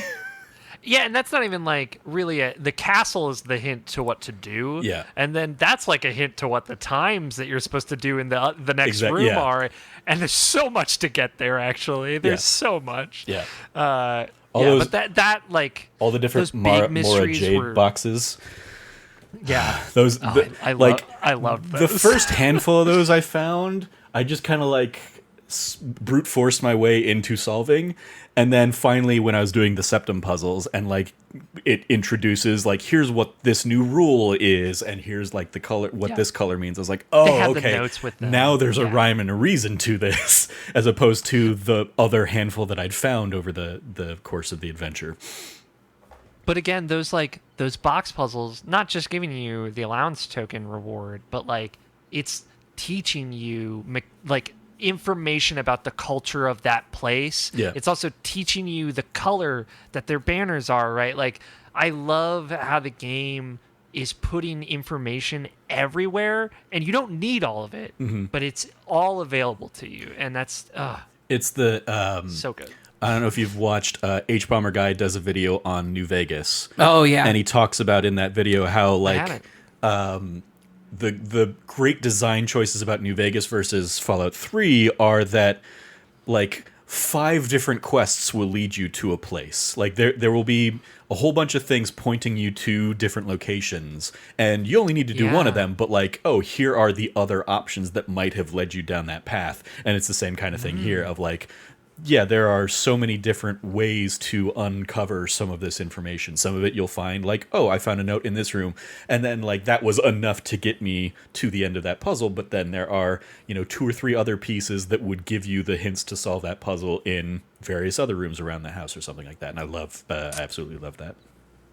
Great way to put it. Yeah, for sure. Do you have any other questions for us? I have so many more questions. Yeah. Sorry, we go down so many tangent rabbit holes. There's so much to talk about. Here's the thing. I knew this was going to happen. That's why I'm just like, that's why I'm asking the questions, is because that way I'm giving some input, and I can let the two of you just run wild. Yeah, just ramble. That's like I told Trevor last night. I was like, well, I'm writing down questions, and here's what they are, because there's a limit to how much I'm going to be able to input into this podcast. So my next question is, what are your thoughts? I know I don't need to ask that question because we've already gone into it. What are your thoughts on its roguelike aspects? Clearly, we love it. We love the fact that it resets every day, all that stuff. I hit friction with it for sure sometimes. Absolutely. And I think just take a break is that's what that means. Like, there are things that you can do to circumvent just about all of it, and you just got to take a breather. It's just the tomb on the outside. That's the only thing I got beef with, really. That's it. But other than that, yeah. Just what room do you wish you had in every one of your runs? I mean, trophy room now that I've like deleted the cost for it. sure. Yeah. For me, Laundry room, actually. It's laundry room for sure. I never like. It's interesting because I look at the laundry room as like a pain point because I would encounter it early on, and it was like that's a dead end, and it doesn't really do me any good. So I hadn't thought about until talking about it with you now.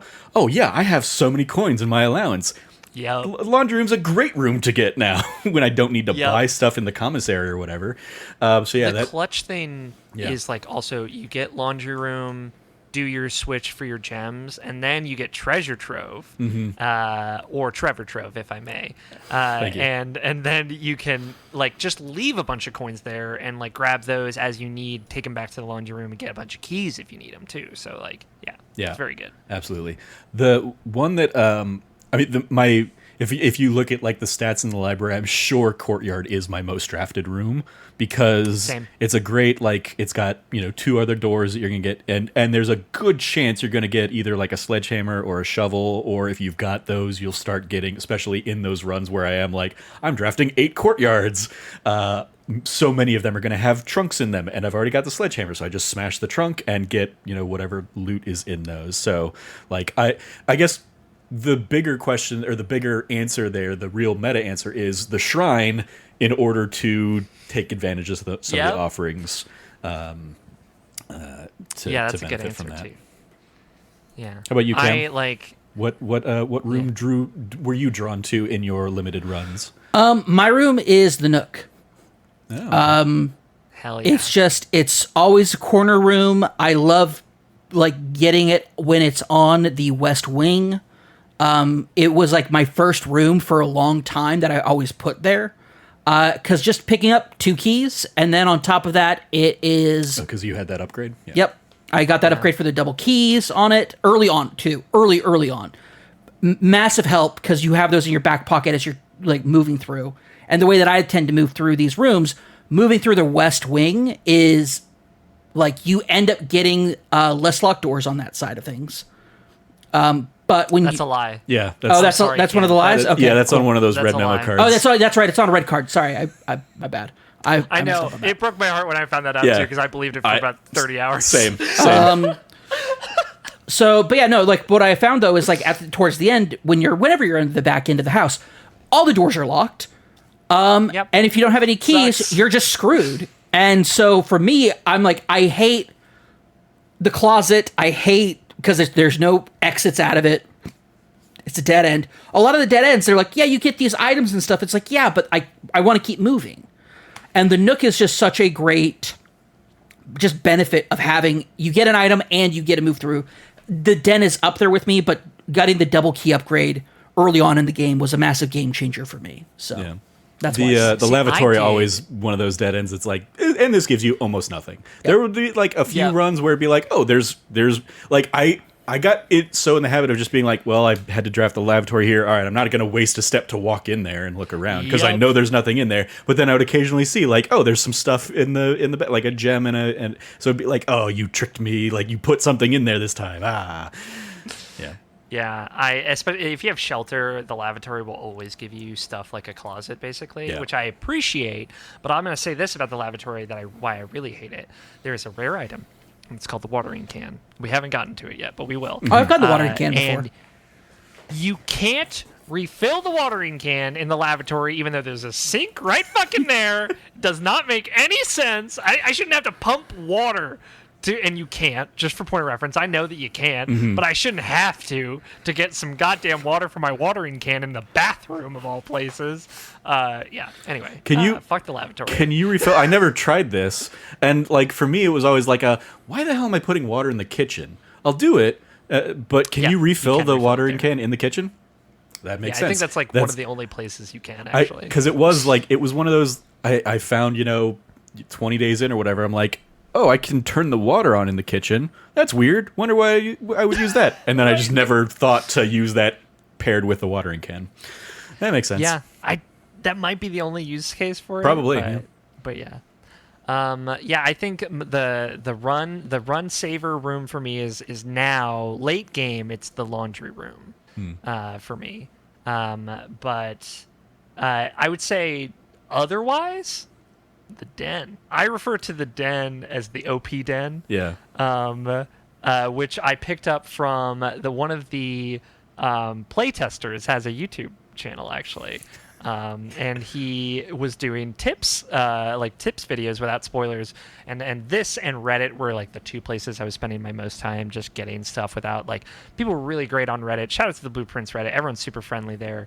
Just like here's a hint, and then like other stuff in spoilers, and then like two more bros down is like the actual just answer if you want it. Yeah. And I'm grateful for that. I don't use Reddit all that much, but GameSpot. Yeah, GameSpot did a lot of similar things in some of theirs of like, here's hints, or here's where to find the hints, and then if you click here, we'll spoil the hint for you, and then if you click further down, we'll give you the answer to the thing. And I really appreciate that. Yeah. Everybody that did coverage for this, like there are a lot of good guides out there that do stuff like that way. IGN has some good ones and stuff. Thank you. Yeah. Y'all are doing the Lord's work, and I appreciate it. Yeah. Appreciating the Lord that, being Arindia. that I don't want I know that I could solve this issue. I just don't want to have to put that much time and mental power into it, so just help me get there. Was very much appreciated in a lot of those. Yeah. Hit us, Cam. All right, next question here. What was the room that first made you go, wow? The Rotunda, probably, which I didn't get for a very long time. And that one was super cool. Just like, it was cool rotating this room around, but also then being able to rotate the rooms that are adjacent to it that you're drafting from it. That's so clutch. Yeah, that was like my first WoW room, I think, or the Secret Garden. For me, it might have been the garage opening up to the west gate, and oh, now there's an outer room that I can access. That was mine as well. There. The garage opening up to the side of it and like unhitching the gate, opening up that level of like space, is like. It also just like getting car keys and opening up the different parts of the car. Just everything about that is just such a. Also, if my choice of Nook earlier wasn't an indication, I fucking love keys. Yeah. Getting like 3 minimum keys out of that room, clutch, so clutch. Worth getting, even if it's like it's technically not a dead end, but it's a dead end for inside the house. Yeah. Yes, it's clutch. Like garage is essential to most runs. I feel like if those 3 keys, especially early on, are so good. Yeah. I was gonna say also with Nook, I didn't do the 2 keys upgrade. The first upgrade I did was you always draft the library from it because I was trying to get these fucking books. Yeah. And that's useful, I think. In my subsequent like restart everything, the breakfast Nook is absolutely the way to go because get a free meal. You get the egg and breakfast because it's clutch because that adds the morning room to the drafting pool for that day, and the morning room will get you 2 gems, but also, and it's free, there's no cost to get into it, but it also gives you 2 gems tomorrow, which is so clutch. And having just like Nook being like this one-off room, and now you finally have this really valuable room to your drafting pool, I basically started having every day I had 4 gems basically at some point. And that was so helpful. So yeah, breakfast Nook for the win. Love it. Sorry, aside over. No, absolutely. No, it's cool. Next question I had is what? No, actually, we already answered that. Like, what room was your cornerstone? Like, what was this was so clutch that you needed it to like make it work for you, like to make these runs work for you. I'll say, like, while the laundry room's great, my cornerstone room is always going to be the courtyard. I just love the courtyard. What upgrade did you do for the courtyard?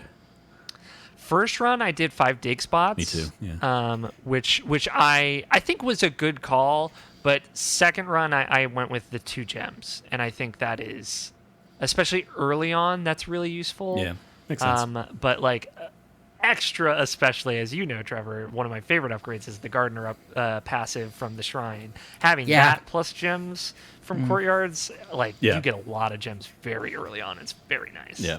The only thing that sucks is the courtyard can have security doors. Yeah. And I hate them. Fair. Okay. Yeah. Next question. No, I think we also might have covered this one, but what room is your arch enemy? Like, which one is the one, like, if it shows up, you're like, fuck this. I hate that this is here. Either archives or dark room. It's really a toss-up. Dark room is both mine. of them. Yeah. Dark room is mine for sure. For me, dark room, it's always like, how far away from the breaker am I? Will it be worth it to backtrack and turn the dark room back on?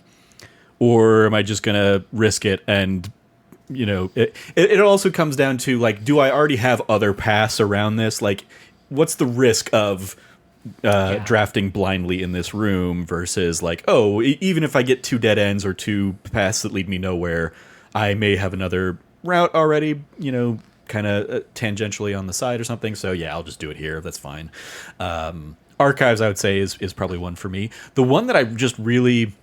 It's like, it's less arch enemy and more just, I just never bothered with it really, was the sauna. Like, it was like, I'm getting the extra 20 steps from the orchard, so I don't really know how much an extra 20 steps from the sauna tomorrow is going to do me, or 30 steps or whatever it is. It might be the difference between doing it, but like... Yeah, it's not a huge deal. I mean, especially after making it to room 46, it's like, I don't really need those extra 30 steps. I know enough, you know, to maneuver my way through the house or to get, you know, food elsewhere or whatever. So yeah, I just almost never do the sauna.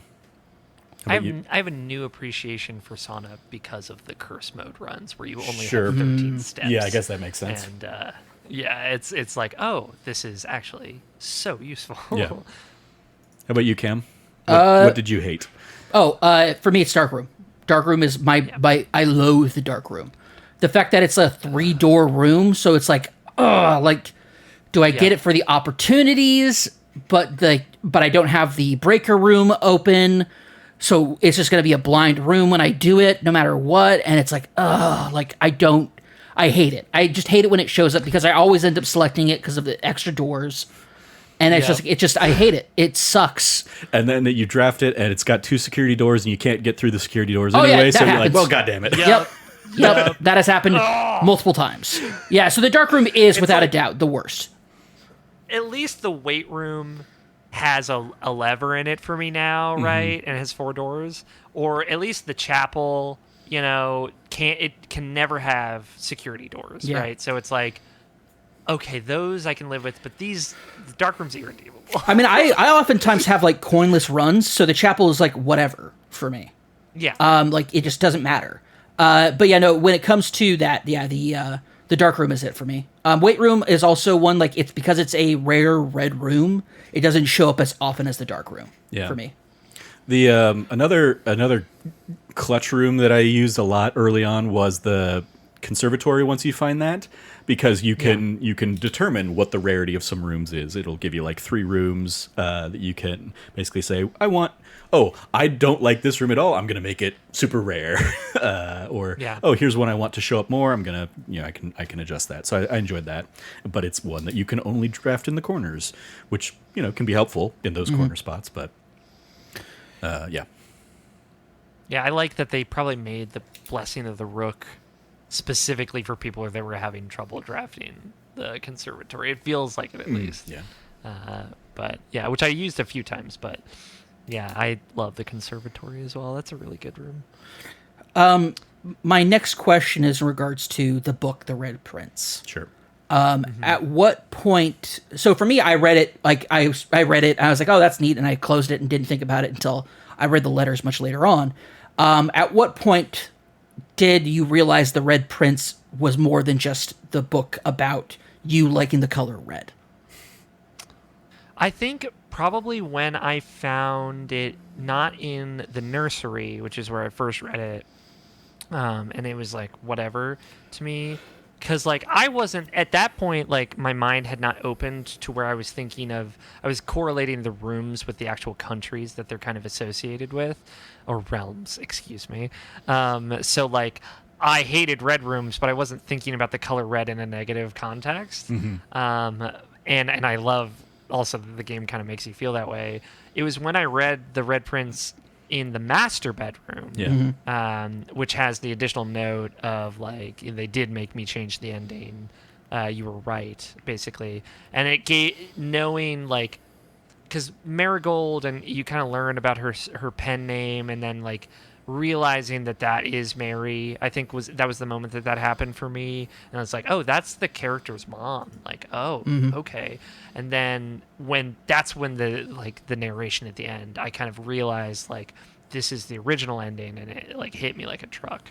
So yeah, I think like a while into it after I read it the second time in the master bedroom was when the Red Prince layers started to kind of hit me. Yeah. For me, I mean, there's an element of finding that the second version in the master bedroom with Mary's note, to my uncle who always supported me. Yes, they did make me change the ending, kind of thing. Being like, oh, now I'm curious what the other ending is, kind of that. But then also, I think it came in tandem with finding the closed exhibit room and the letter in that safe that's basically talking about how they're using that to kind of like prep for their heist, and then eventually finding the safe house kind of down in the reservoir area, like that all feeding into more the like political like country intrigue, and realizing, oh, the country is red, and that's what they're revolting, that's what they're fighting against. They're fighting to steal the red crown because of this, and so it was that putting into context of like, oh, there's a double meaning to the Red Prince bit there. So yeah, it was probably that, and in tandem with I love in the classrooms as you go through kind of grade by grade, one of the earlier grades, somebody answers a question, and the note from the teacher is like, this better not be like a political protest or something like that. And it was, I hope this isn't a political statement. Yeah, something like, because they I think that was like a moment for me, for real, because I was like, oh, this is an oppressive regime. Okay, I understand. Hey, big relatable. I understand the stakes now. Yep. So it's like that's that for me. I think like if it's like, oh, this is how they're talking to, because that was a third grade class, that was the worksheet I showed you. Yep. It's like, if this is how they're talking to 8-year-olds, like, then this world is probably not okay. Yeah. Yep. And then to the broader kind of Red Prince. Obviously, I told you about this, and then Auri was also referring to it earlier. Finding like the true order of the statues in the tomb that opens up the manuscripts for like the Red Prince or the Blueprints, and the Get a Clue manuscript, like so you can read the original manuscript that Mary had down there behind that the death statue. Was a fun little like reveal, and like it's one thing I caught yesterday when I was like grabbing it and grabbing the screenshots and pictures for like comparison across like the published version, is it's not just the text. It's like, oh, like in the picture of the Red Prince with a whole bunch of red things, one of the things is the Fen Aries symbol of the pentagon kind of thing, which is notably removed from the actual book, and finding cool. that. And Mary has like little notes of symbols over like, what she says, something about he could not stand the sight of a canary or a crow, and has like the symbols of the like the country over the canary and crow.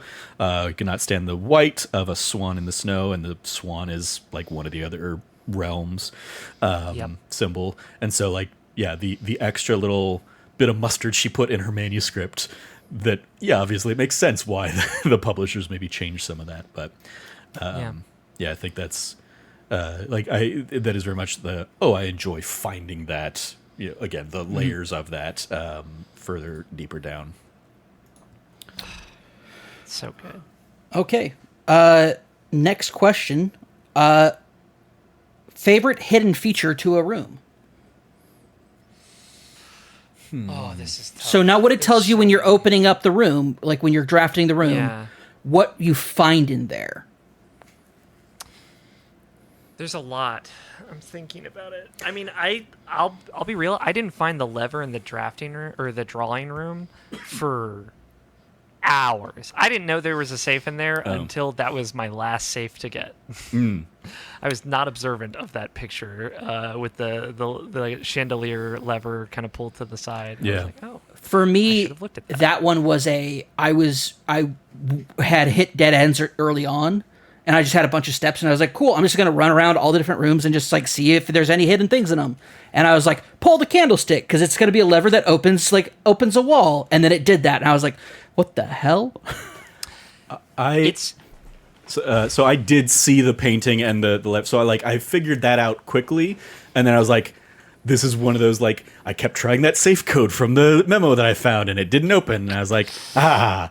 But then as I found other safes, it was like, well, the answer for those other safes is almost always in the room with the safe. So what am I missing in this room? And it was like looking at the paintings all around the room and being like, oh my God, okay, what's there? Like, let me count each of the different figures and how often they appear in this room and see like if I can find combinations that, might find that. And so I stumbled my way into that safe before, and like the clue that's really giving you the answer to that safe ends up being like the painting puzzle of like the if we count the gates or whatever, 8 dates open 8 If we safes count or whatever. small gates, 8 dates, crack 8 safes. Yeah. Oh yeah. So it was like, so I had stumbled into the mixture of like, okay, if there are 4 of these, like the women thing, and then like 15 of the other whatever it was, and so yeah, stumbling into like that safe combination, I was like, all right, I'm just going to write that safe code down,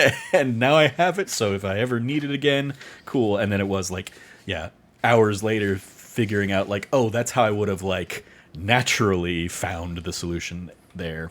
But I did like uncovering the safe was like super easy, and I caught that immediately on the candelabra thing. I would say for me it was it was like the security room being like, oh, I can use that to gamify, I can use that combined with the breaker room to gamify how I'm going to deal with, like, there would be times where I was like, I'm going to make it super low security so I don't run into as many security doors because I don't have the key or I haven't found the breaker room.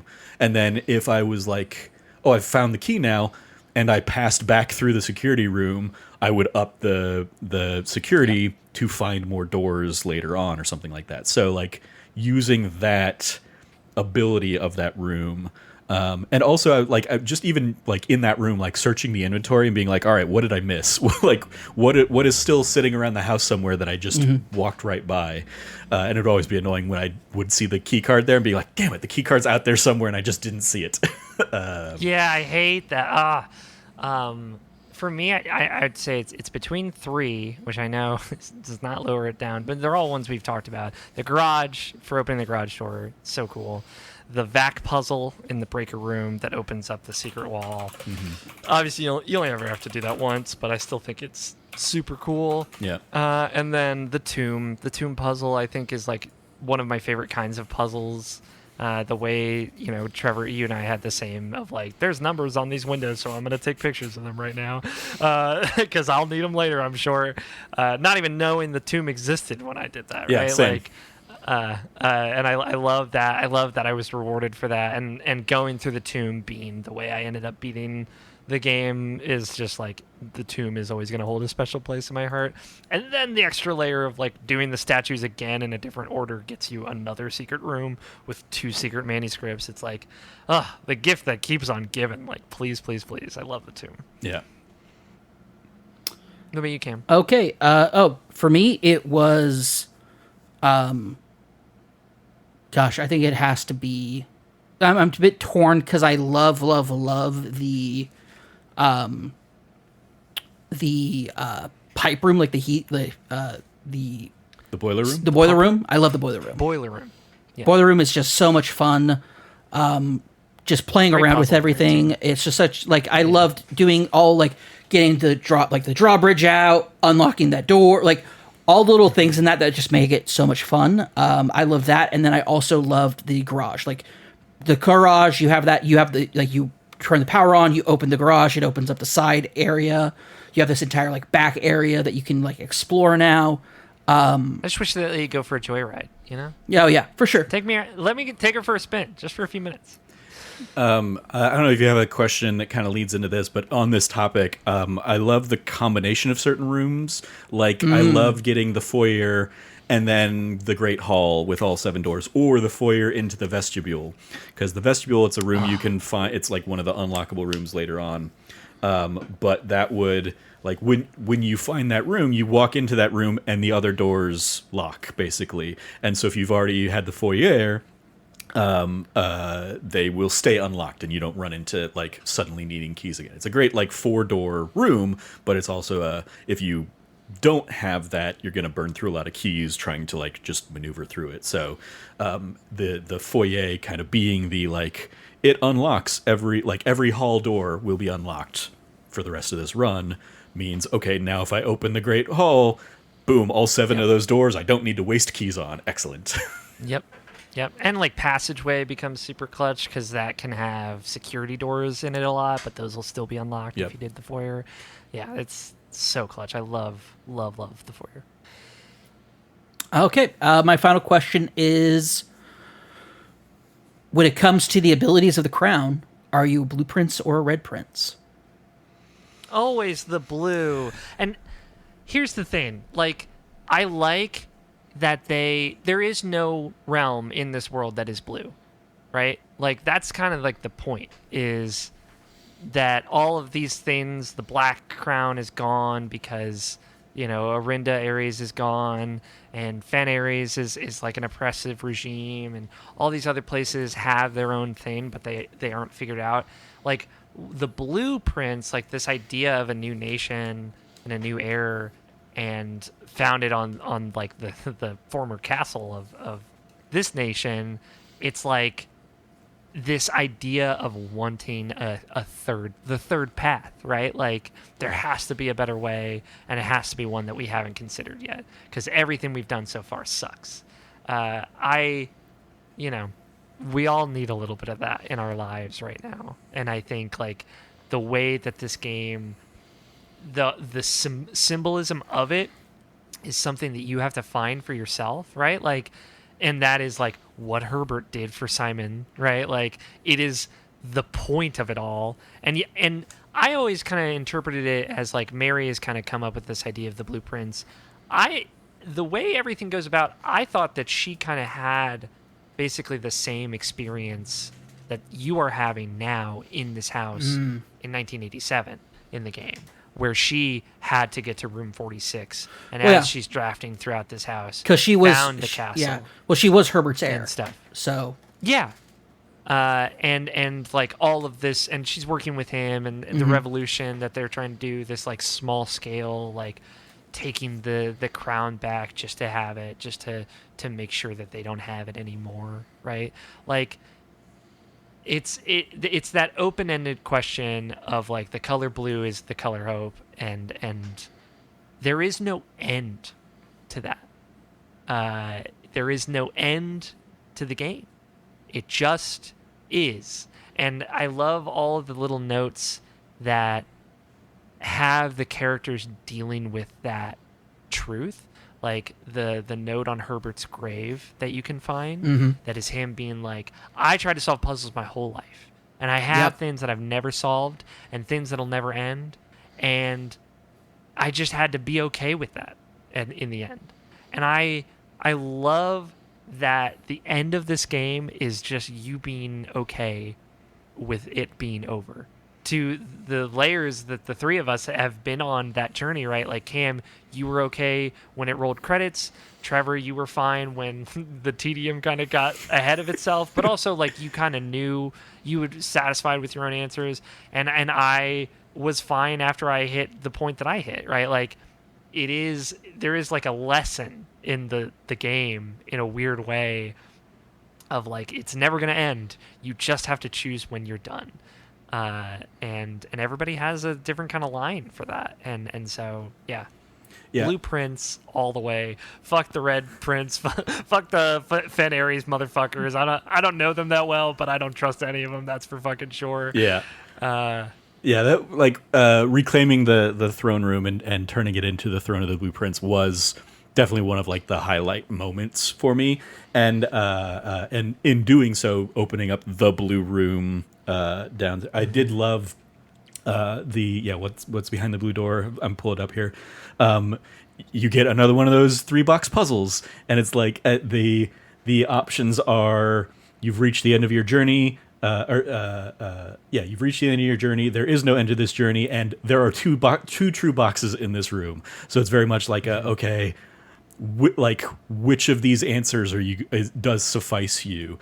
And I went with the in my initial thing. There is no end to this journey. Me too. And so I love. So weirdly, if you select the you've reached the end of this journey, you get a little cutscene, but it's like, no, I know that's not that's you just gave me a cutscene for the lie, because there clearly are more things to do. So I love. But that's where you find Cam. This is the room you find the blueprints manuscript versus the red prince manuscript, and it's a totally different story. That is like, obviously it's mostly the same. It's like about Simon and about the color blue and all that. But like, what is interesting to me now is like, I wonder which kid Simon was, right? Like, was he the kid that loved red all the time and didn't really think about it? And obviously, like, we're the surrogate for Simon, so it's like we are. If he was that kid, I'm sure he's being like, "Whoo, there's a lot I didn't know going into this." And again, that's kind of the whole point of this exercise. But like, he's wearing his cute little red sweater in this picture on Herbert's nightstand in the master bedroom, which makes me think that he was this kid that kind of bought into it. And I love. Oh, like all the propaganda, I don't see these other things. I just see the red, and I don't notice anything else. Like, it's such a good approach. This is kind of like my take on the Red Prince. Is it's a commentary on censorship and on propaganda, and I think this is like her writing. This is also meant to be like I'm seeing my child go down this like Hitler Youth route. It reminds me of like Jojo Rabbit, the movie Jojo Rabbit, like of like SS. Yeah, like I'm sending my child to the Hitler Youth activities, but I'm like a partisan resistance person, and like how do I like you're noble, so you're expected to be part of the regime, like you're vulnerable because you have a child, and then that child is now being indoctrinated by this propaganda, and so I saw the Red Prince as a story about a mother telling her child, and this is like my before Trevor told me all the other stuff. This is my look at it of like when she says, and then he looked up to the sky and saw it was blue. It was he took his, which is the original manuscript for point of reference. Yes. I love that. Yeah, it's the idea that if you stop blinding yourself to everything, you open widen your scope, there are new opportunities. And the idea that, now his new favorite color is blue is a kind of like a promise to her son that if you pull your head out of your ass, you'll notice there's more colors than red. There's more ways to live than the way that you've been told. And that's something that also is echoed in your great uncle's letter to you when you complete room 46 is what kind of Baron you're going to be is up to you. And like that takes. But I wanted you to have all the information, basically. Yeah. But then that also takes like even more of a step into it of like, are you just going to be the Baron, or will you claim the crown? Will you there's other layers to that as well of like, you understand the scope of responsibility that you have in regards to just this manor and just being the Baron. You need to be aware of like the other stuff that you would also have a responsibility for. And I think that's what the additional layers are for that aspect of it from like the narrative point of view. But But it's just, yeah, it's very fascinating. I think that whether it's the meta narrative, whether it's the story narrative, whether it's the quote unquote puzzle narrative, like the way that puzzles kind of talk to each other. We mentioned like rooms working in tandem with each other, and the kind of the way that puzzles all work together to create, even though it's always random, there is an ecosystem to this house that it operates off of. And it can be as wild and squirrely as it can possibly be with some of these rooms. Oh, 12 dead ends all next to each other for some reason. Whatever. It can be that way, but there is a like internal system to how this house interacts with other parts of it. One of my favorite things that ever happened was I was like, oh, I need to get to the foundation. Well, I'll use the chapel, and it has a door that opens to the foundation's right side of the foundation, and it'll be an additional door I get to it. And instead, it's the mechanism for the elevator. Yeah. And I just stumbled my way into that. And I'm like, yeah, same. What a wild and crazy way of saying, like, hey, by the way, this isn't just a walled off door because it's a blank wall on that side. There's something more to it. And I'm like, that's just such a cool thing to be introduced. Like, the foundation stays where it always is because it's the foundation. It's just there's so many like layers of like storytelling narrative going on with this. I think it's truly a beautiful game. Also, one thing I want to throw out there.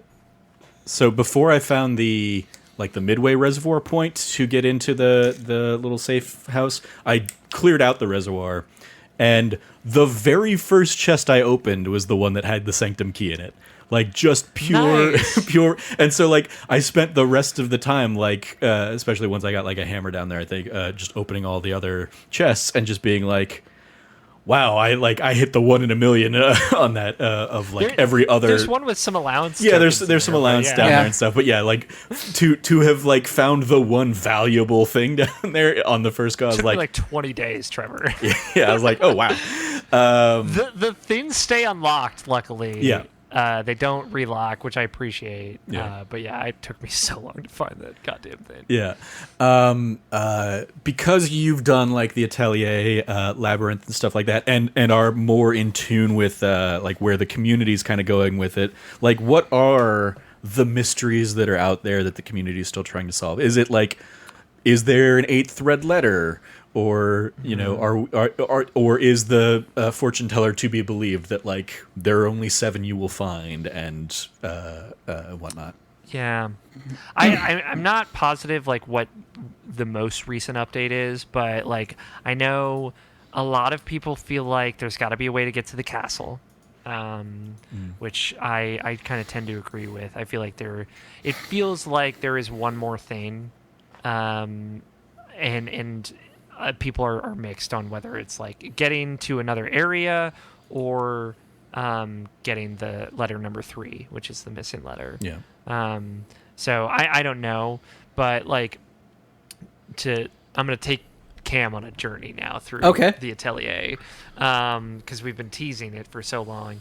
Like the way that this kind of starts is after you get the blue tents. Which, like we said earlier, you have to spend 400 gold in the gift shop after you've received 8 of the trophies. What the blue tents do is every blue room you draft in the 8th rank will have a hidden blue note in them. And those notes are... Well, I like the parlor one is just the answer to that day's puzzle, which is really funny. And some will, like, tell you mechanics or hints or basically other things we've talked about.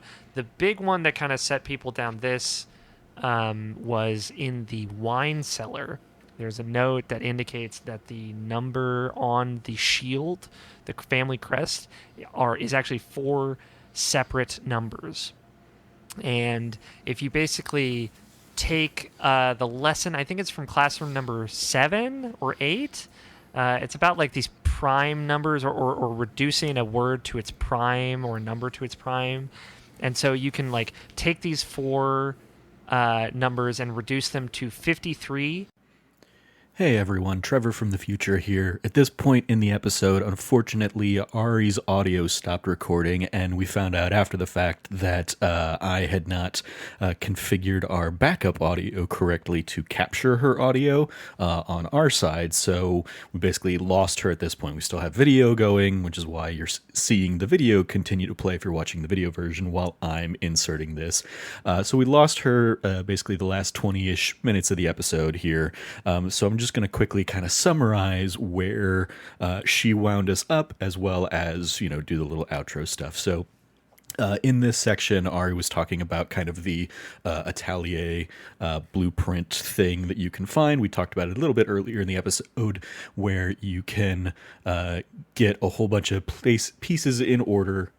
You can basically open the safety deposit box in the vault with the safety deposit box 53 with the room 8 key, which will give you a whole kind of set of cryptic clues to use and kind of calculate out using some of the math that gets introduced in like some of the later classrooms of the game.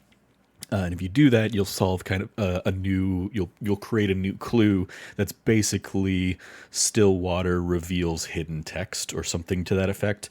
And that's where you can use an empty watering can in the still that's in the trading post. You fill that up, and then you can use that still water to clear or to make visible some of the text in the library on a couple of the blank books in the library, and then they'll give you hints and clues to basically point to using the Blessing of the Monk ability from the shrine in the outer room to end your day in the hidden passage or secret passageway, and then use the secret passageway out in the outer room. And doing that, you will need there will be an extra white book there, which you will need the still water again. So you'll need to have like left it in a coat room in the coat room and kind of picked it up, and then you will. Take that, it will reveal a blue book out there, which will lead you into the atelier kind of alternate house, basically the blueprint version of the manor, the Hawley Manor.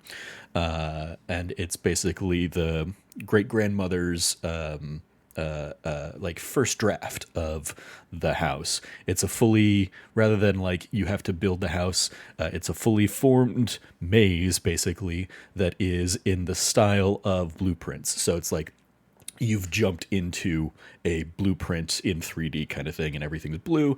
There's some various puzzles and stuff in there. There's a whole new set of the painting puzzles that we talked about earlier in the episode. There are more of the Morajai boxes that are in there that will kind of give you new clues for this new area. And ultimately, if you make your way through the correct path in this new puzzle to get to the end of it, you will find basically this first draft version of the house, its version of room 46, which has the original will from the Baroness Auri, who was Herbert Sinclair's mother, basically saying it's written in blue, and it effectively says something to the effect of any will not written in blue is not a valid will for this estate. So basically, the work that you've done to get Herbert's will, and Herbert, never had a valid will, but you finding this will now gives you kind of true ownership of the estate and whatnot. It kind of adds some more backstory into the relationship between the Baroness and Herbert. We talked a little bit about the idea that I looked through some of my notes and saw that a family tree you can find at one point basically has Herbert S. Sinclair and Simon H. Sinclair. So I made the connection that like it seems like their parents gave them the same first and middle names, just swapped, because it seems like it's Herbert Simon Sinclair and Simon Herbert Sinclair. I don't know if that was validated, but we got a chuckle out of that. and some of the other kind of miscellaneous items that we found or that can be found there in those deep dark runs of the kind of post game, as we referred to it earlier in the episode, kind of stuff. So that's kind of where we wrapped up here, and then we went into the outro. So as usual, just kind of give that little bit. Thank you for joining us for this episode. Thank you especially to Auri for joining us to come on for this Spoilercast. It was such a delight to have them, to have her on and kind of catch up with her in general, let alone give her an opportunity to come and gush about this game for a couple hours. Sorry we, ended up losing the tail end of the episode here. But you can follow Cameron at revcabot.bsky.social. The plug he gave was for our friends over at 61 Indie. They're coming up with their latest indie showcase this next week, so definitely check them out on Blue Sky and the internet and whatnot. You can follow Auri at arimeanswind.bluesky.bsky.social. And Ari's plug was you can follow her on Instagram as well at aribsky, or Ari means wind. And then the plug she also gave was if you are looking for Twitch emotes or YouTube emotes or anything like that, you can commission her partner, Mel, at bootlegbird.bsky.social. So certainly give Mel a shout if you are in need of any kind of emote love out there.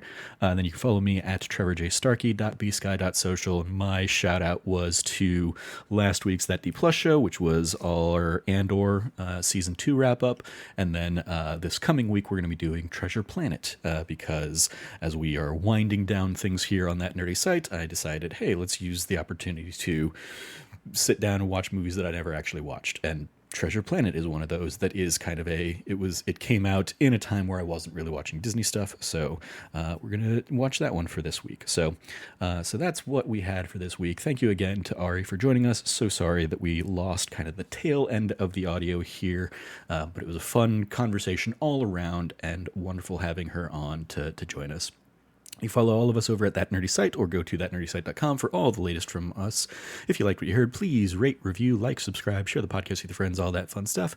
Thank you for listening. As always, stay nerdy and be good to each other.